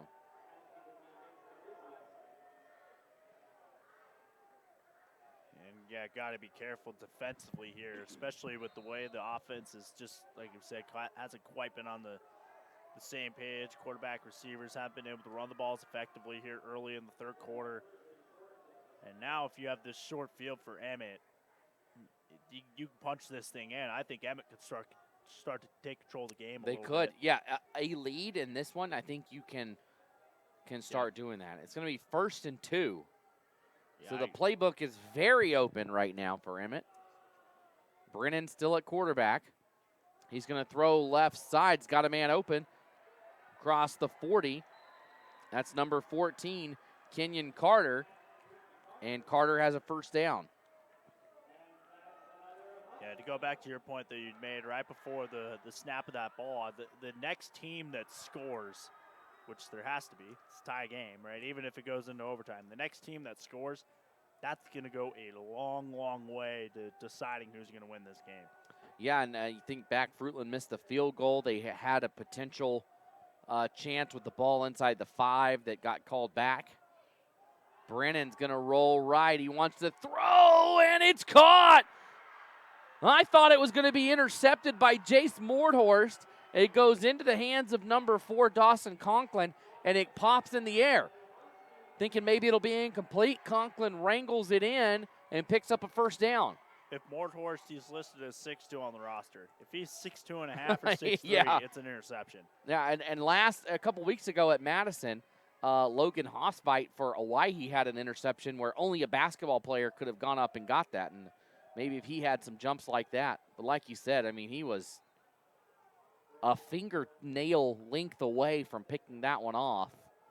Short 2-yard gain there. It'll be 2nd and 8. and even if he's just a yard deeper than what he was, it could potentially be an interception. So now defensively, Fruitland, the defense has played well the whole night. You got to get a stop here. I mean, they're inside the red zone now as Emmett's. And the Huskies can kick a field goal. They kicked a game-winning field goal last week. Second down. Here's a handoff up the middle, and it's going to go for about 3 down to the 17-yard line. So we'll make it 3rd and about 5. Yeah, a couple big plays coming up here. I would guess you're probably in field goal range at this point, but I would think so. I think you're straight on, too. But here's the thing. You don't know how many more times you're going to be down here. No. So if it's 4th and less than 4, I'm going to go for it. Here's the snap. Brennan goes, and I think he's got it. If he doesn't, he's right there at the sticks. I think he might be a yard or 2 short. It is 4th. I think you go for it here. Because, again, it's a low-scoring game. How many more times are you going to be inside the red zone? And that's exactly what Emmett's going to do. So 4th down, big play here. 4th and I don't even think it's a yard, maybe half a yard. Big play here in this one. And Brennan will keep it for a 1st down and more. He's inside the 10, down to the 6. Yeah, and why do anything else? Brennan's been, the engine of the offense, right? So get it in his hands, get that 1st down, 1st and goal, Emmett. And, it seems like things are just slowly starting to sway their way now as the players slow to get up for Fruitland. So we've got an injured player, Tony Navarrete, for Fruitland. While they attend to him, we'll take a quick break and be right back here on IdahoSports.com.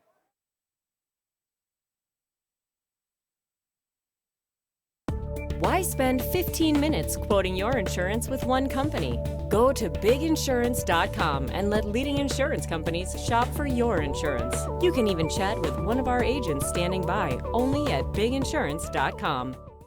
Make the memories of this game last a lifetime. By downloading the digital game file of this contest, you can have your own personal copy of this game forever.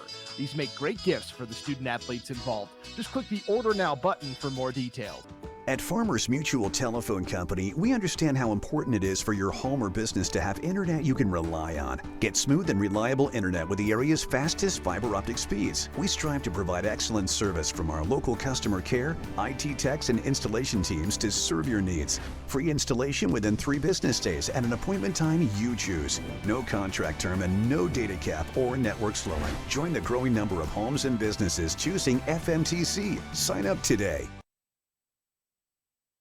I am not good enough. I will never believe I'm ready. College isn't for me, and I need to stop thinking my life can change. If only I could see things differently. My life can change, and I need to stop thinking college isn't for me. I'm ready. I will never believe I am not good enough.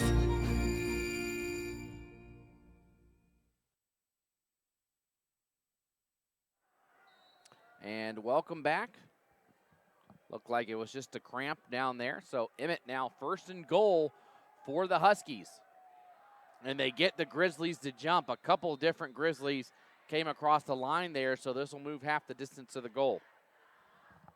Yeah, when you're sitting at the 6-7 yard line, half the distance is a big difference.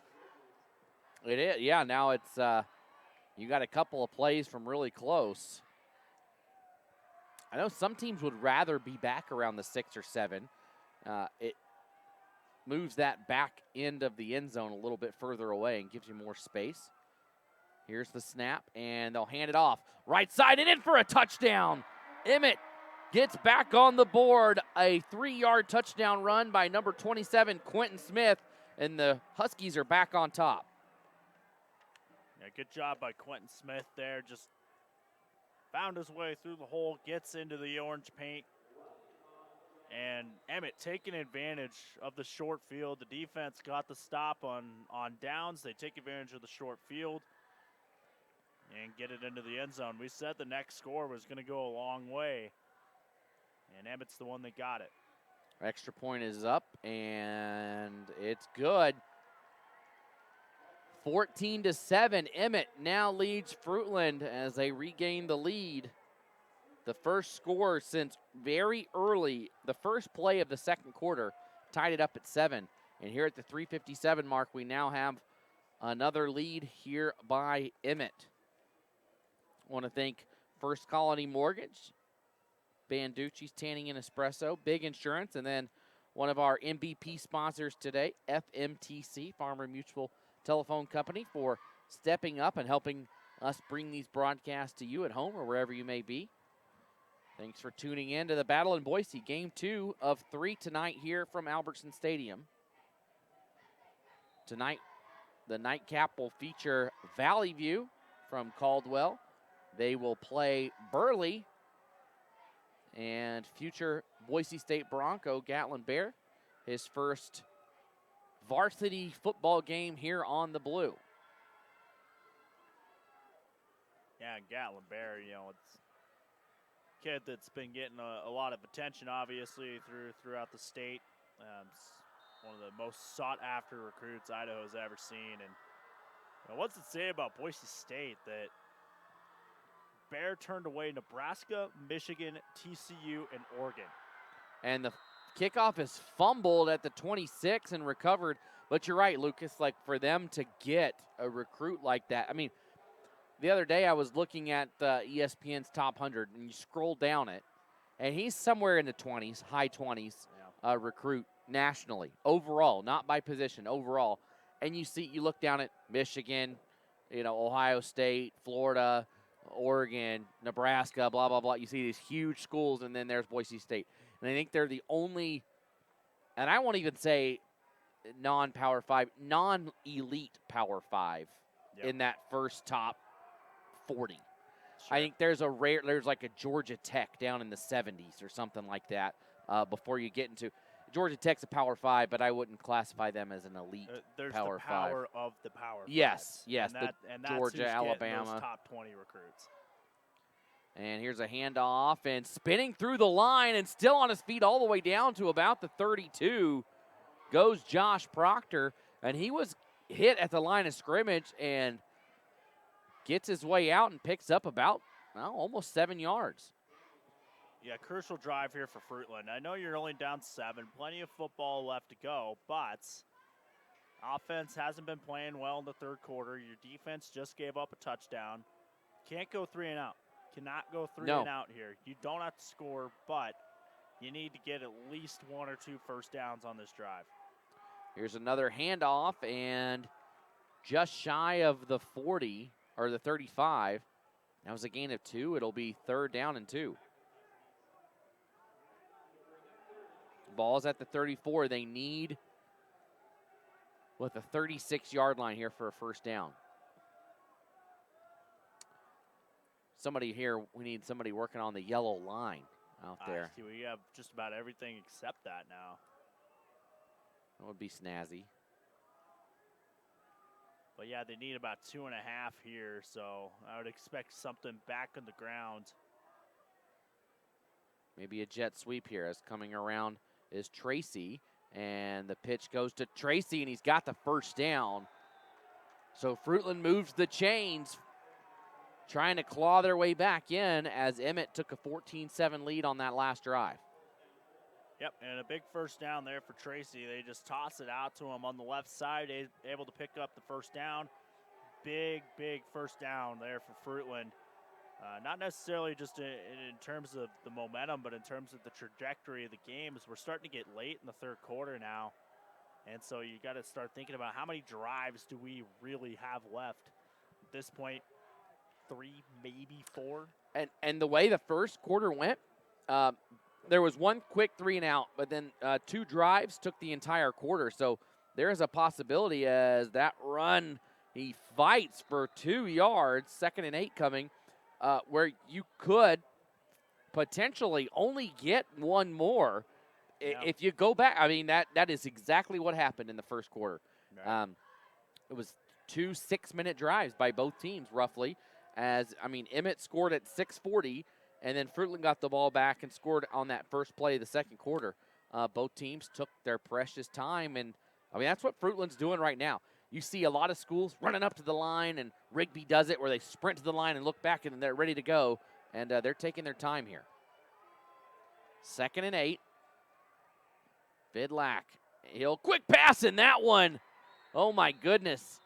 If Christian Sanchez could have gotten a few more fingers on that, he's dancing in the end zone for 6. Yeah, 6 points the other way for Sanchez, and he just kind of came clean off the edge. He's done that a couple times. Sanchez has been difficult to block for Fruitland, as he's been causing all kinds of problems there for Emmett defensively, and he almost essentially intercepted a screen pass, which doesn't happen very often. No, he jumped right in the lane, just sped out of nowhere to get in front of that one, and no one was going to catch him. He already had the full head of steam rolling downhill.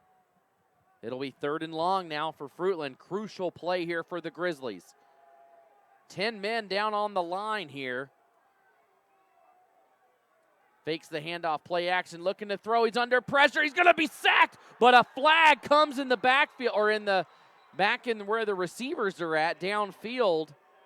And this is the area where we might have a hold on the defense, and I think that's what we're going to get. Yeah, this flag screams pass interference or defensive holding just for where it is. It's holding. And so Fruitland gets a break. And that's probably why Vidlak had no one to throw it to, as he was rolling, and there's a reason he couldn't find anybody, because they were all being, or at least someone was being held up. 10-yard penalty and a 1st down for Fruitland. Huge, huge play right there. Play and penalty, I guess we should say. 1st and 10 now inside Emmett territory is Fruitland.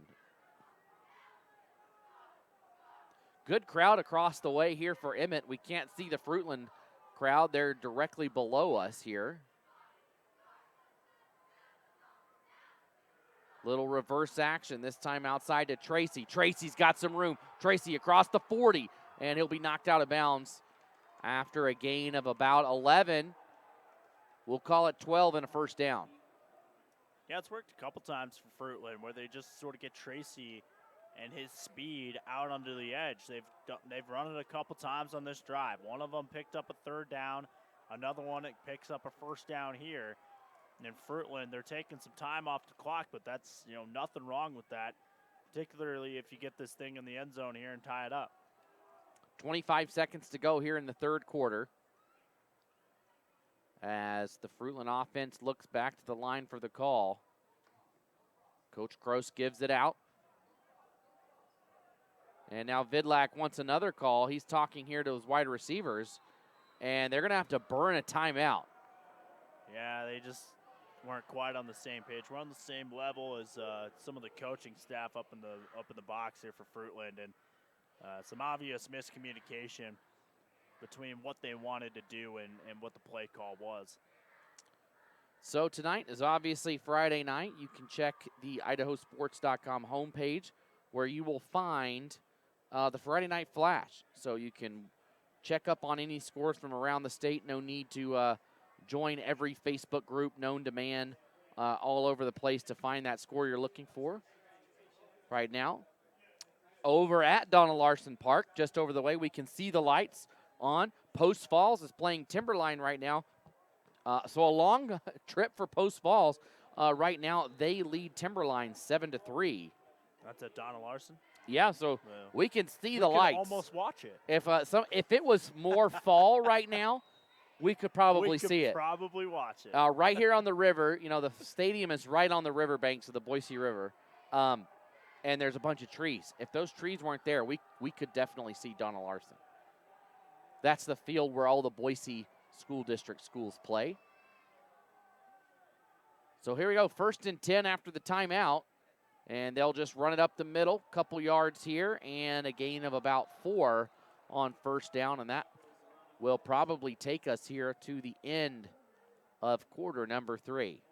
So 3 in the books, 1 to go. We'll take a quick break and be back with the 4th and final quarter of play on IdahoSports.com.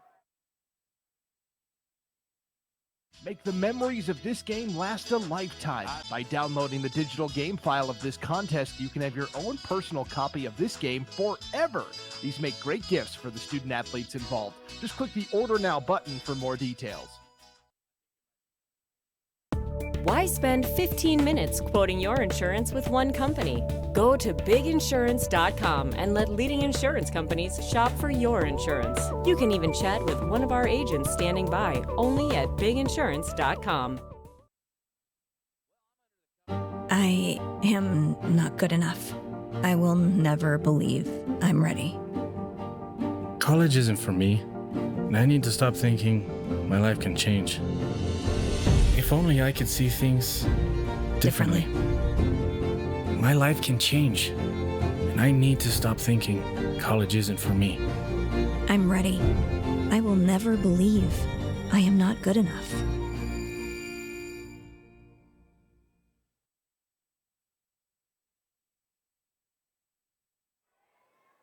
Welcome back. Thanks again to CWI.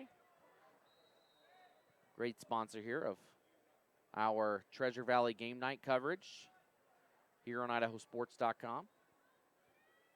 Fruitland, after that, they had a timeout, and then they had the end of the quarter, so they've had a lot of time to discuss what they want to do here.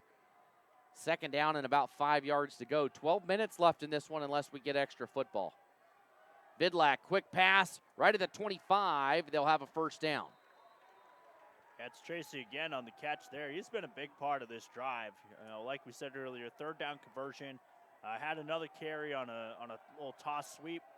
Has a catch here, so the sophomore certainly contributing for the Grizzlies as they slowly and methodically march their way down the field. So 1st and 10, a fresh set of downs for Fruitland. As this would be a big win for either squad, but I think for Fruitland it would send a statement to 3A. Here's a run up the middle for Josh Proctor. A message that says, hey, there's a lot of storylines here. If they were to beat Emmett, one of the teams, they should make it to state at 4A. That's a big story net, and all of a sudden now add Fruitland into the mix. Yep. But even more, Columbia, as Columbia really beat them well last week, and now is at the 4A level, do you look at Columbia and say, hey, maybe the Wildcats are something to talk about here? Yeah, and for a school like Columbia, I almost wondered last week. I would imagine Villac started last week for Fruitland as well, and that maybe there was a little bit of getting the feet right at the varsity it's your level first a little bit. You know what I mean? And like we talked about early in the game, kid's probably his first week of high school. He's learning just how to live life, let alone. Yeah, you know what? Go play a varsity football game, against a 4A school. At 15 years old, 14 or 15 years old. How old do you turn in 9th grade? You turn 15, don't you? Let's see. Because you turn 18, 17, 16, 15. You turn 18 your senior year. He's probably 14, a 14-year-old kid out there. They'll bring a man in motion across. They'll hand it off once again up the middle, and Emmett just is all over that. Yeah. And this is going to be 4th down. It's going to be an interesting decision here for Fruitland. They have tried a field goal once. They missed it wide to the right. I think you got to go, for the same reason that Emmett went for it. How many more times are you going to be down here? You just don't know. And, I think if you're Fruitland, you know that you probably might get a chance to at least get it one more time. Well, 3 points does you nothing. It does. Right. And, again, you're going up against the big team, a classification above you. Might as well leave it all on the field. Fruitland waiting to go. And here we go. And it almost looks like they're going to take a delay of game. No, they're going to wait. They're going to take a timeout. So another timeout burned here. Now Fruitland has used 2 timeouts, and we still have 9:48 to play in the 4th quarter. Yeah, 1 timeout left for Fruitland. But again, it goes back to we have to get this play right. Because how many more times are you going to be down here? Right. It has to be correct. And you need, they don't have the down and distance up, but you need, I'm going to say 2 yards. Yeah, it's a long 2. Yeah. So you need 2 yards. You got to make sure you have the play right, because even though there's 10 minutes left in the game, this could, in a way, be the game. But, I mean, you'd love to have 3 timeouts, especially if you're behind for Fruitland. But if you tie the game, you can live with 1. Right, you just get the 1. You use your clock. You can survive. You can get up there, spike the ball. I think it's a little bit different than being in other sports. But if you have the ball, you're good. But if you need those timeouts because Emmett has the ball, then you're in a little bit of trouble. That's always the worrisome part, is if you need to take those on defense. So under center is Vidlak here for 4th down. There's the pitch outside. 1 man to beat. He gets around him, and he's right at the sticks. This will depend on the spot. He's very close. Fruitland missed a block on that near side. They pick up the block. They get the first down easily. They still get the first down here, but Tracy man-to-man miss, and that was the key to getting just enough for that first down. I mean, just enough. The official had his foot right on where the marker was, and so by half a football, they get the first down. The same play that Fruitland ran just flipped that they had run earlier in the drive when they picked up a 3rd down. And it's working, right? They're being able to stretch it out and get just enough to pick up a first down when they need it. As we see the Burley Bobcats stepping onto the sideline, they're going to be ready to go at 8 o'clock. Vidlak rolls to his left, and he's got a man open for a touchdown! Left corner of the end zone. What a play. He went right, came back to his left, and found Quinn Hood all alone for 6.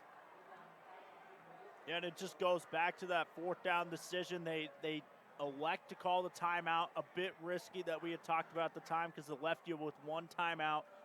But the reason you call it is you get the right play in, you pick up the 4th down, and now you're an extra point away from tying the game. And now it doesn't really matter that you have 1 timeout as long as you get the extra point. Yeah, and I think you got to be feeling good that no matter what Emmett does here, you're going to get the ball back. Yep. As here's another flag on an extra point attempt. I think that happened last time. They had too many men, and they do it again here. 1, 2, wow, 3, 4, 5, so 6, now it 7, pushes them 8, back. 9, 10, 11, 12. But hey, this is the exact same spot where Vidlak had kicked his last extra point. Somebody's got to come off the field then. Like, somebody's got to come off.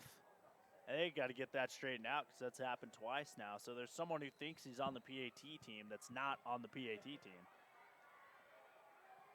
And that kick is up, and it looks good. It is good. Yeah, nobody told Joe he's not on the team here. Coach, did you not break the news to him? So we're tied up at 14. Emmett and Fruitland in a great matchup. This has been a great game. This one's going to go down to the end.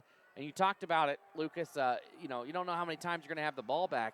But if you're Fruitland, I think you got to feel good and say, even if Emmett goes on a 5-6 minute drive, I'm worst case scenario going to get the ball back with like 4 minutes to go, I would think, and then you can do your own thing with that from there.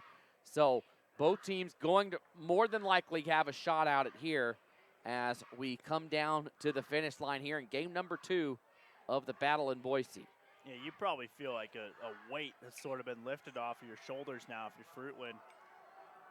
Because now, tie game. Now it's 0-0. It is. We're tied up. Let's just play out these final 9.5 minutes and see what gets done. They're set to kick it off here. Vidlak punches it down the right side, and it's touched and rolling out. Should have just let that thing roll out of bounds as number 27, Quentin Smith.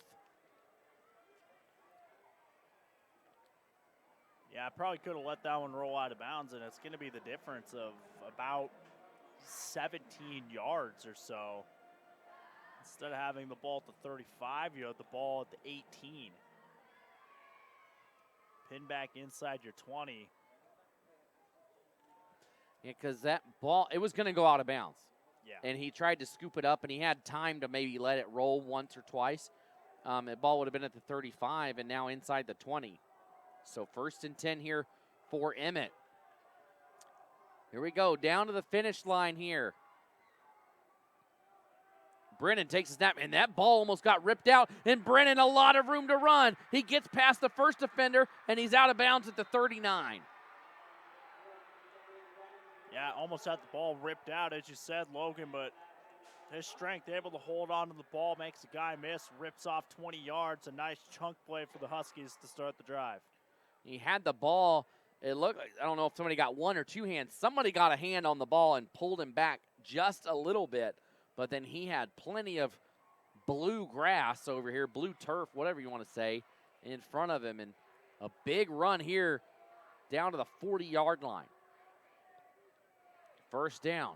Little read option here. Brennan will keep it. He's across the 45 down to the 46. It'll be 2nd and 4. Two good plays to start the drive here for Emmett. Obviously with Brennan, ripping off 20-plus yards on the first play. Now you get a good 1st down play here. You get half of what you need. 2nd and 5 coming up. And for Emmett, I mean, this has been an impressive start to the drive after what was a long drive for Fruitland to tie the game up. 2nd and 4. Brennan, ball is down, and I think Brennan has it back. But a little bit of a bad, not a little bit, it was just bad. A bad handoff execution there between Brennan and Smith. Don't know who was supposed to keep it or who was supposed to give it, but the ball ended up on the ground either way. Yeah, and you can maybe sometimes have that when you have a guy who, at quarterback, who isn't normally a quarterback. Not a quarterback. Right? 3rd down now, 3rd and 8, and there's the handoff to Smith. He tries to go outside, cuts it in, and he's going to be short. Decision time now. It's going to be 4th and about 5 yards here at the 45-yard line, 8:05 to go. I think if I'm Emmett. I think you go. You go, huh? I go. I think I could get the ball back here with 8 minutes left. I'd probably boot this one away and make Fruitland go on a long drive. Here's why I go, and it's certainly a gamble. I get it. But the momentum is on Fruitland's side right now. And you have the best player on the field in Brennan. Just put the ball in his hands, QB draw. You need 5. Go get it. Here it is, 4th and 5. Brennan rolls to his right. He wants to throw. He's under pressure. He's going to be sacked. He's brought down, and guess who it is? The guy who scored the touchdown, number 40, Quinn Hood. Hood caught the touchdown pass on the last drive. He comes up with the sack on this one. It's the Quinn Hood show here in the 4th quarter. Yeah, I mean, for Emmett, that's just such a tough spot. To give a sort of a casino example here, you're playing blackjack and you have a 14 and you got to get to a 19. Do you go or do you stay? Do you know what I mean? What do you say, Paul? Absolutely. He says absolutely. He says go. He's always hit me. Yeah. Take another. So Emmett decided to hit, right? And sometimes it doesn't work out for you. Sometimes it does. But I think it was a risk they had to take. 7:26. Fruitland in position, and it's a tie game. And this one a false start. That's why I thought you punt it. It's a tie game. Yeah. You're not down. You don't need to catch up. And now you give Fruitland good field position. A punt, if you can get them down inside, even inside the 30, you're going to make Fruitland really work for that. But at the same time, if Fruitland's going to score on a 30-yard drive or on a 50 or on let's say a 40-yard, you'd rather have them a 70-yard or a 40-yard drive at this point. You would rather it be the shorter version. Sure. If you're going to score, just get it over with and give me the ball back. That's kind of, the mentality. You see some teams do that where maybe late in the game they're like, all right, you're going to score. We're just going to let you score. We want the ball back. Yeah, we want to be the last one with the ball. Not that they're going to let them score, but if they are, they would rather it be take less time off the clock. 7:24. Vidlak throws it outside, and the ball's knocked out after. No, they're going to say incomplete. It was caught and dropped, and they'll say just an incomplete pass. Now it's 2nd and 15. And, you know, if you go 3 and out here, if you're Fruitland, Emmett's got to say, all right, let's just restart it. Yep. And we'll just lose a little field position here. Yep, and that's exactly the mindset there for Emmett. One thing that does help them is that pre-snap penalty. Given Fruitland, now you got to get 15 yards. And, you know, to go back to that last play, Avery Clayton, the corner there for Emmett, read that play beautifully, got around his block on that screen pass and able to break it up. So now Fruitland behind the sticks here on 2nd down. 2nd and 15. Twins up top and down low. Vidlak on the screen pass. One man stayed back and he snuffed it out. 24, Shane Daniels was all over it. And Daniels shed his block that time. Daniels was supposed to be blocked and he wasn't. And that's what caused that play to not really go anywhere for Fruitland. And now it's a 3rd and long. And it opened up. The space was there for the screen. It was a good play, but like you said, Daniels just got away from the block. And so now you got to put the ball in the hands of your freshman now. In Vidlak, big spot here with 6.5 to go. Vidlak going back. He's going to throw deep. He's got a man, and the first down is picked up and more. Down inside the 30. That is caught by number 2, Jace Mordhorst for a big first down. Boy, what a throw there from the freshman Vidlak. Stands in the pocket, delivers a strike to Mordhorst, and they get the first down. I mean, that's an upperclassman throw and an upperclassman spot for Vidlak, and he does it as a freshman. So first down, ball now at the 25-yard line. Clock is under 6.5. Here's the handoff, and right there for a big stop. Number 4 coming in, that's Conklin. Gives the runner nowhere to go. It'll be 2nd and 9. Yeah, now clock management, I think, becoming a factor for Fruitland now. You're going to trickle this one under 6 minutes. You obviously want to get the ball in the end zone. You want to come away with the lead on this drive. Under 6 minutes to go now. Vidlak drifting back. He goes across the middle, and it's just in and out of the hands of Tracy. Kind of hit him like a bullet around the shoulder pads, but that's one Tracy would like to have back. Yeah, certainly one that Tracy will tell you he should have caught. You know, Vidlak trying to squeeze that one into the window. It's a good throw. You know, maybe in his junior year, maybe don't put as much zip on it. Yeah, maybe throw it 85% instead of 100, but it's still one that I think he says I should have caught that, like you said. Sure. So 3rd and long. Vidlak under pressure, and he has to chuck it up, and it's going to be intercepted by Emmett. Intercepted, and a lot of room to run in front of him. He's across midfield and down to the 40. That one's picked off by number 59, Lucas Briscoe, and the biggest play of the night for the Emmett defense comes in a huge situation. Yeah, Briscoe that time, just right place, right time. It was a jailbreak up front for Emmett, and the freshman, I think, making the first mistake of the night. You know, that's one where you probably don't want to throw it up for grabs. No, you want to take the sack there. He saw the big man coming at him and just chucked it. And as he throws it, the ball gets deflected, flies in the air.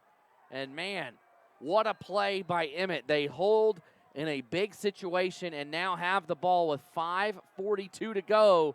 Ball at the 37 and a chance to take the lead here. A great finish we're set up for here from Albertson Stadium. There's a handoff up the middle, and still churning those legs is Quentin Smith. He picks up about 6. You know, after a big defensive turnover like that, offensively, there's really one of two things you could do.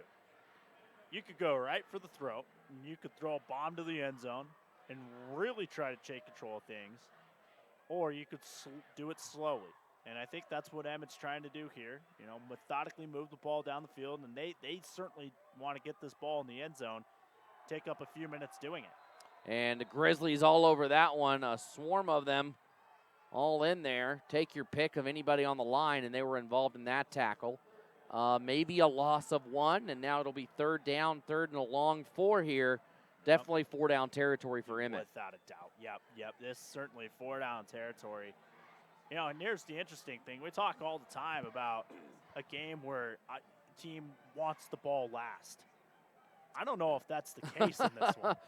You just want to score. You've said it so many times. It's just you don't know if you're going to be in this position again. Brennan keeps it left side, and he's going to be close. He's got it by about a yard. He needed the 27. He got to the 26, first down.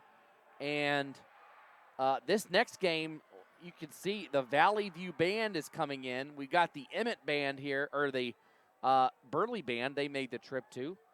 Emmett and Fruitland both have their bands here right now. So, man, look at this. They have got all sorts of instruments rolling in right now. Good showing here from Valley View in the nightcap. So 1st and 10, under 4 minutes to go, and the ball is out, and it's still out, and Fruitland's going to pick it up, I think. They do have it at the 45-yard line. What a last minute and a half we have had here. The ball got away from Brennan. He dove for it and couldn't grab it, and it squirted out further downfield, and Fruitland recovers it at the 45. It's just next team that scores is going to win. Yeah. And next team that scores. You score. No, you score. No, you score. And, you know, there's only 4 minutes left in this game, but one turnover on one end where Fruitland looks like they're going in. They throw an interception, big return. Now Emmett looks like they're going to go in for what could ultimately be the game-winning score, and they turn it over. Who's going to step up, Lucas? Right. That's what it is, man. It's who's going to step up and say, we want to win this game. We want to win it on the blue. And it's going to come down to the final 3:52 here. Thanks for joining us for the Battle in Boise on IdahoSports.com. 1st and 10 for the Grizzlies. And that ball is down, and I think Vidlak gets it. Wow. Well, this is getting interesting here. I think what you have here is two offenses. One of them is being run by a freshman, and the other one is being run by a wide receiver. Yeah. I think that's what you're seeing transpire right now. And it goes back to a point I made a few minutes ago of I'm not sure that I want to have some sort of – I don't want to have the ball last. No, it's a lot of pressure. Yeah. I think that would be a lot of pressure. The defense would love that. Here's an end around and cutting up, and there's going to be a flag in the backfield. It got about 4 yards on it, but it's going to be for naught as there's a hold. And, Lucas, I'm smelling it. Is anybody smelling overtime? Yes. Is anybody it's in the air. Yes, it is. Yes, it is. Burley and Valley View in that 8 o'clock kickoff don't want it, but that is not happening. It is 7:47. And that might be what it needs is you get the ball here at the 20 instead, or the 25, whatever it is, instead of going on a drive. And it might come down to a field goal, to be honest. It might come down to who can boot it through. And we go back to the missed. Really? Let's go back to the end of the first half. Yeah. Missed field goal, and then that punt block that got reversed because Fruitland surely would have booted through a short field goal at minimum there. You would think. Yeah, you would certainly think, if not a touchdown. 1st and 10. Or, 2nd and forever after the penalty. And they'll cut it up inside here, and they get back about half the penalty yardage, about a 5-yard gain. And now Fruitland wants to use their timeout, or Emmett's going to use their timeouts. I think Emmett's thinking that they might have a chance to get the ball back. So they have 3 timeouts. They just used 1, so they're going to have 2 left. And it's 3rd and long. It's 3rd and long here. Yeah. Well, should it be? I thought the hold should have replayed it. I would think that if they hadn't. The hold wasn't the first play of the drive. Yeah. I think they have it right here. So 3rd and, 17? At least, yeah. I mean, it's they need to get to the Emmett 45. Ball is on the Fruitland 39-yard line. It's a pretty good crowd over there across the way. I'm sure I see a lot of green over here to the left, so probably some Burley fans making the drive. Yeah, really good crowd. I mean, the lower bowl. I mean, keep in mind as you watch this on the video that this stadium holds 37,000 people. Right. The bottom level, is at least 10,000 across the bottom, I would say, this side and the other side. And that side is very full over there. Here we go, 3rd and long, and the ball comes out, and it's still out. And does Emmett have it? They say they do. They do. The Huskies recover. It's picked up by number 11, Brian Walker. The senior, in his final year of high school football, comes up with a huge recovery, and that is huge because Fruitland would have been able to kick that one away had they not recovered or had they gotten it back. Now instead, Emmett. So the turnover barrage continues, and now Fruitland gives it back, and Emmett is in phenomenal field position. Fruitland only has one timeout. Emmett, they kicked a field goal to win it as time expired last week. They can pick up 15 yards and eat up some clock and probably be comfortable. Yep, and what that turnover allows Emmett to do is it allows them to operate within their offense. And that snap was high. And a lot of room for Brennan here, and he's down to the 20-yard line. Instead, if Fruitland had a chance to punt it away, now Emmett might be a little more uncomfortable offensively. Maybe you got to push the ball down the field, things like that. But that turnover lets Emmett comfortably operate the offense. And they pick up 9 yards on that first play. Clock under 2 minutes now. Fruitland can only stop the clock one time. And Emmett obviously kicking a game-winning field goal last week. Obviously they'd be comfortable doing it again here. Here we go. 2nd down and 2 yards to go. Brennan's got some room. He's inside the 15-yard line down to the 12. And a timeout's going to be called by Fruitland. This is a situation where you could see Fruitland say, hey, go to the end zone. Yeah. I mean, sure. You never want to give up points. But if Emmett's going to score here and you're Fruitland, you say, you might as well get this over with and let us have one more shot at it. Not that that's what I'm saying is going to happen. I see the point in a different scenario. This game has been completely controlled by defense. Yeah, you just never know down here if they're even going to score. Well, here's the thing: is Emmett's had a couple high snaps. You could very have another true. high snap. Maybe there's a fumble. Maybe you get another turnover. There's been, or maybe 3 turnovers in the last 4 minutes. And you try a field goal, a bad snap there on a field goal, or you block it. It is high school football with tighter uprights. Maybe they push the field goal wide and you go to overtime. Here we go. It'll be 1st down. Either way, it's coming down to the final 92 seconds here between Emmett and Fruitland. Isaac Brennan, the substitute quarterback. I won't even say backup because he's just playing quarterback. He's a wide receiver. He'll keep the ball. He'll go up the middle. He's rumbling forward down to the 6. Fruitland has no timeouts. Emmett with 2. You're going to want to save one of them for a potential field goal, so you're going to let it run here. You can get a 1st down still at the 2, maybe 1.5 yard line. So you probably don't use this 2nd timeout until it gets inside 30 seconds. And Fruitland gets back and they sack him. He'll lose a couple of yards. You cannot script this. Yeah. Like, what has happened here in the final 3 minutes of this game as a timeout's going to be called? My wife is not a sports person. Is yours, Lucas?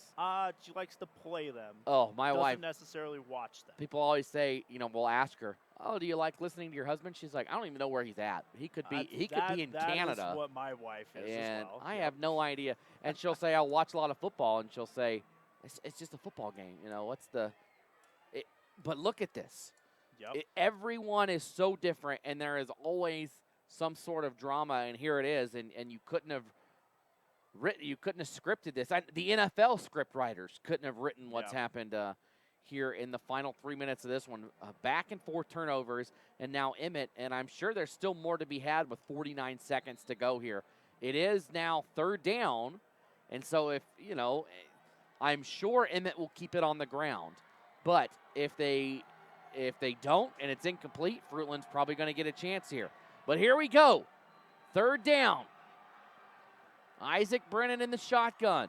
Huskies looking for a score to take the lead. Heavy box for Fruitland.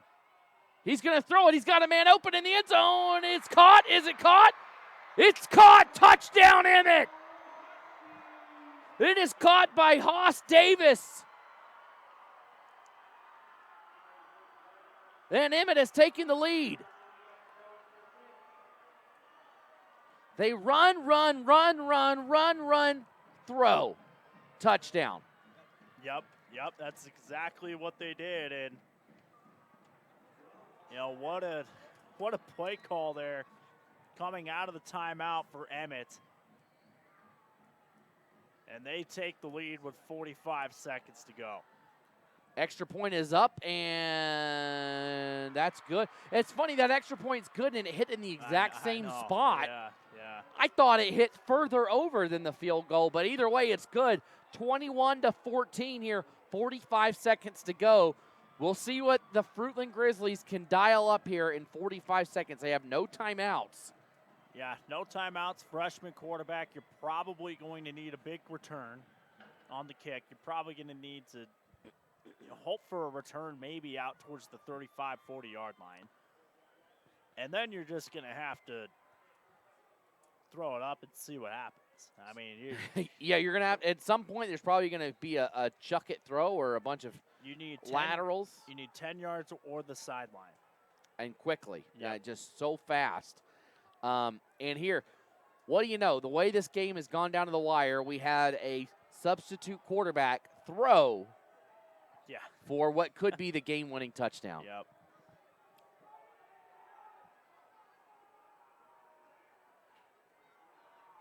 So Emmett will kick it off, and a key thing here, they have got to boot this thing deep.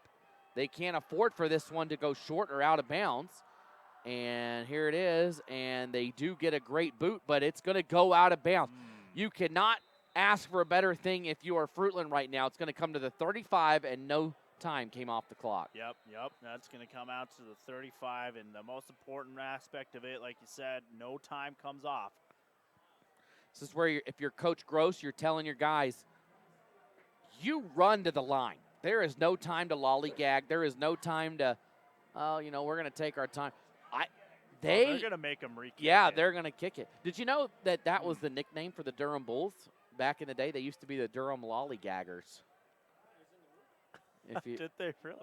I didn't know that. It's in Bull Durham you're talking about? It's been a while. I should watch that again. That's where I'm from.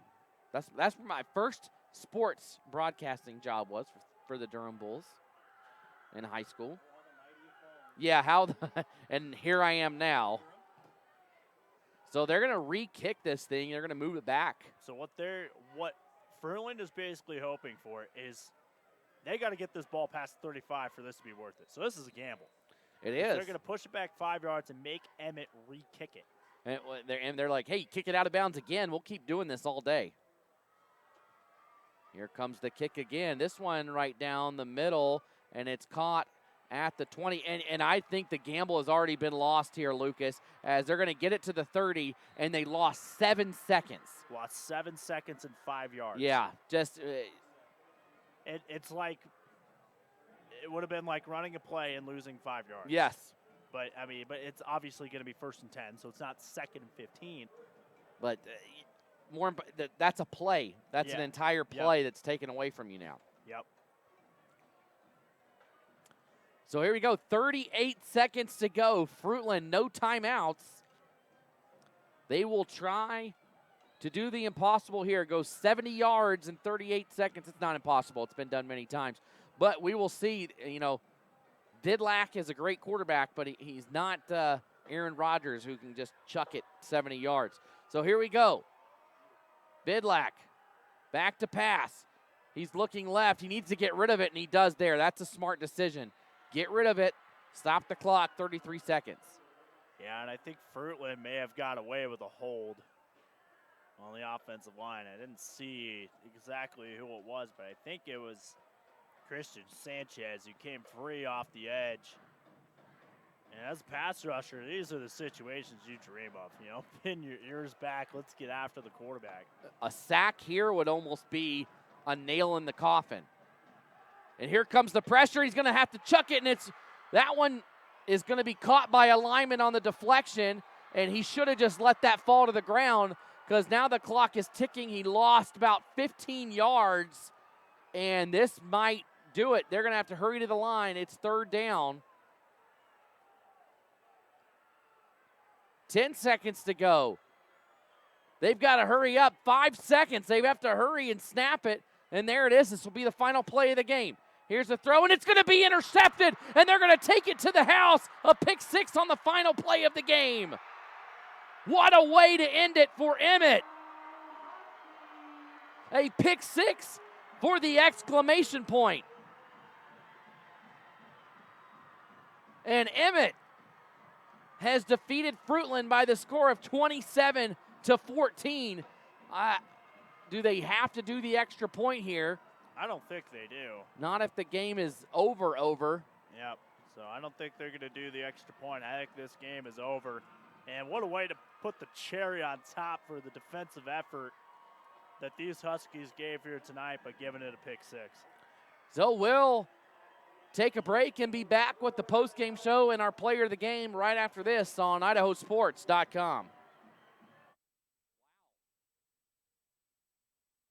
Make the memories of this game last a lifetime. By downloading the digital game file of this contest, you can have your own personal copy of this game forever. These make great gifts for the student athletes involved. Just click the Order Now button for more details. Yeah, I know a little something about myths. Like the myth that speeding isn't dangerous. Oh, and that myth you can tailgate at a safe distance. Or that you could safely weave in and out of traffic. Don't be fooled by myths. You'll get yourself into a hairy situation. Stay focused on the road. Be a legend like me. Have you heard the one about Charlie over at Pay Lake?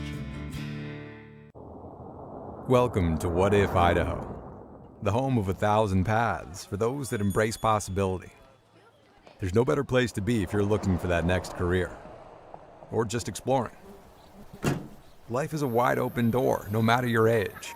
Here at Next Steps Idaho, you can research careers and training options that work for you, and start a dashboard to keep your plans moving forward, so you can route your path from what if to what is at nextsteps.idaho.gov. Our army of IdahoSports.com action photographers are covering games all over the state. And now we've revamped our galleries to make it even easier to find and order your favorite action shots. Just go to IdahoSports.com and click the Action Photos link in the menu. Hello? I was in an accident. You okay? Yeah, I'm fine. I have my seatbelt on.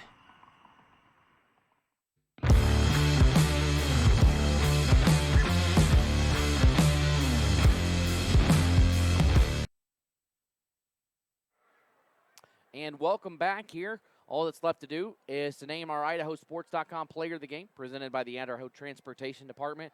And it wasn't a very tough decision. It's going to go to number 21, the glue man for Emmett, Isaac Brennan. He got a touchdown run on the ground. He also threw what was the game-winning touchdown for Emmett. He just was in the middle of everything, had his hands on every single offensive play. Yeah, look, I mean, when you're a substitute quarterback and you come in and you help your team to a win, I mean, you're automatically going to be in the discussion there. But here's the deal. I mean, this offense runs through Brennan. And he scored not only by passing it, but he also scored on the ground as well. And kind of guided the ship offensively there for Emmett. So, yeah, our IdahoSports.com player of the game. Well, this has been an IdahoSports.com GameStreams production of the Battle in Boise, presented by Southern Solar Pros. Coverage on IdahoSports.com is presented by Project Filter, the Idaho Department of Health and Welfare, Valleywide Cooperative, Next Steps Idaho, your local Toyota dealers, and the Idaho Transportation Department. Also want to thank our MVP sponsor tonight, FMTC from Fruitland. We can't do this without your help. Also want to thank First Colony Mortgage, Banducci's Tanning and Espresso, Big Insurance, and once again, FMTC. Congrats again to our IdahoSports.com player of the game, Isaac Brennan. Thanks for joining us as Emmett beats Fruitland 27-14. For my broadcast partner, Lucas Gebhardt, and everybody else behind the scenes here at IdahoSports.com, I'm Logan Green. We'll be on shortly after this.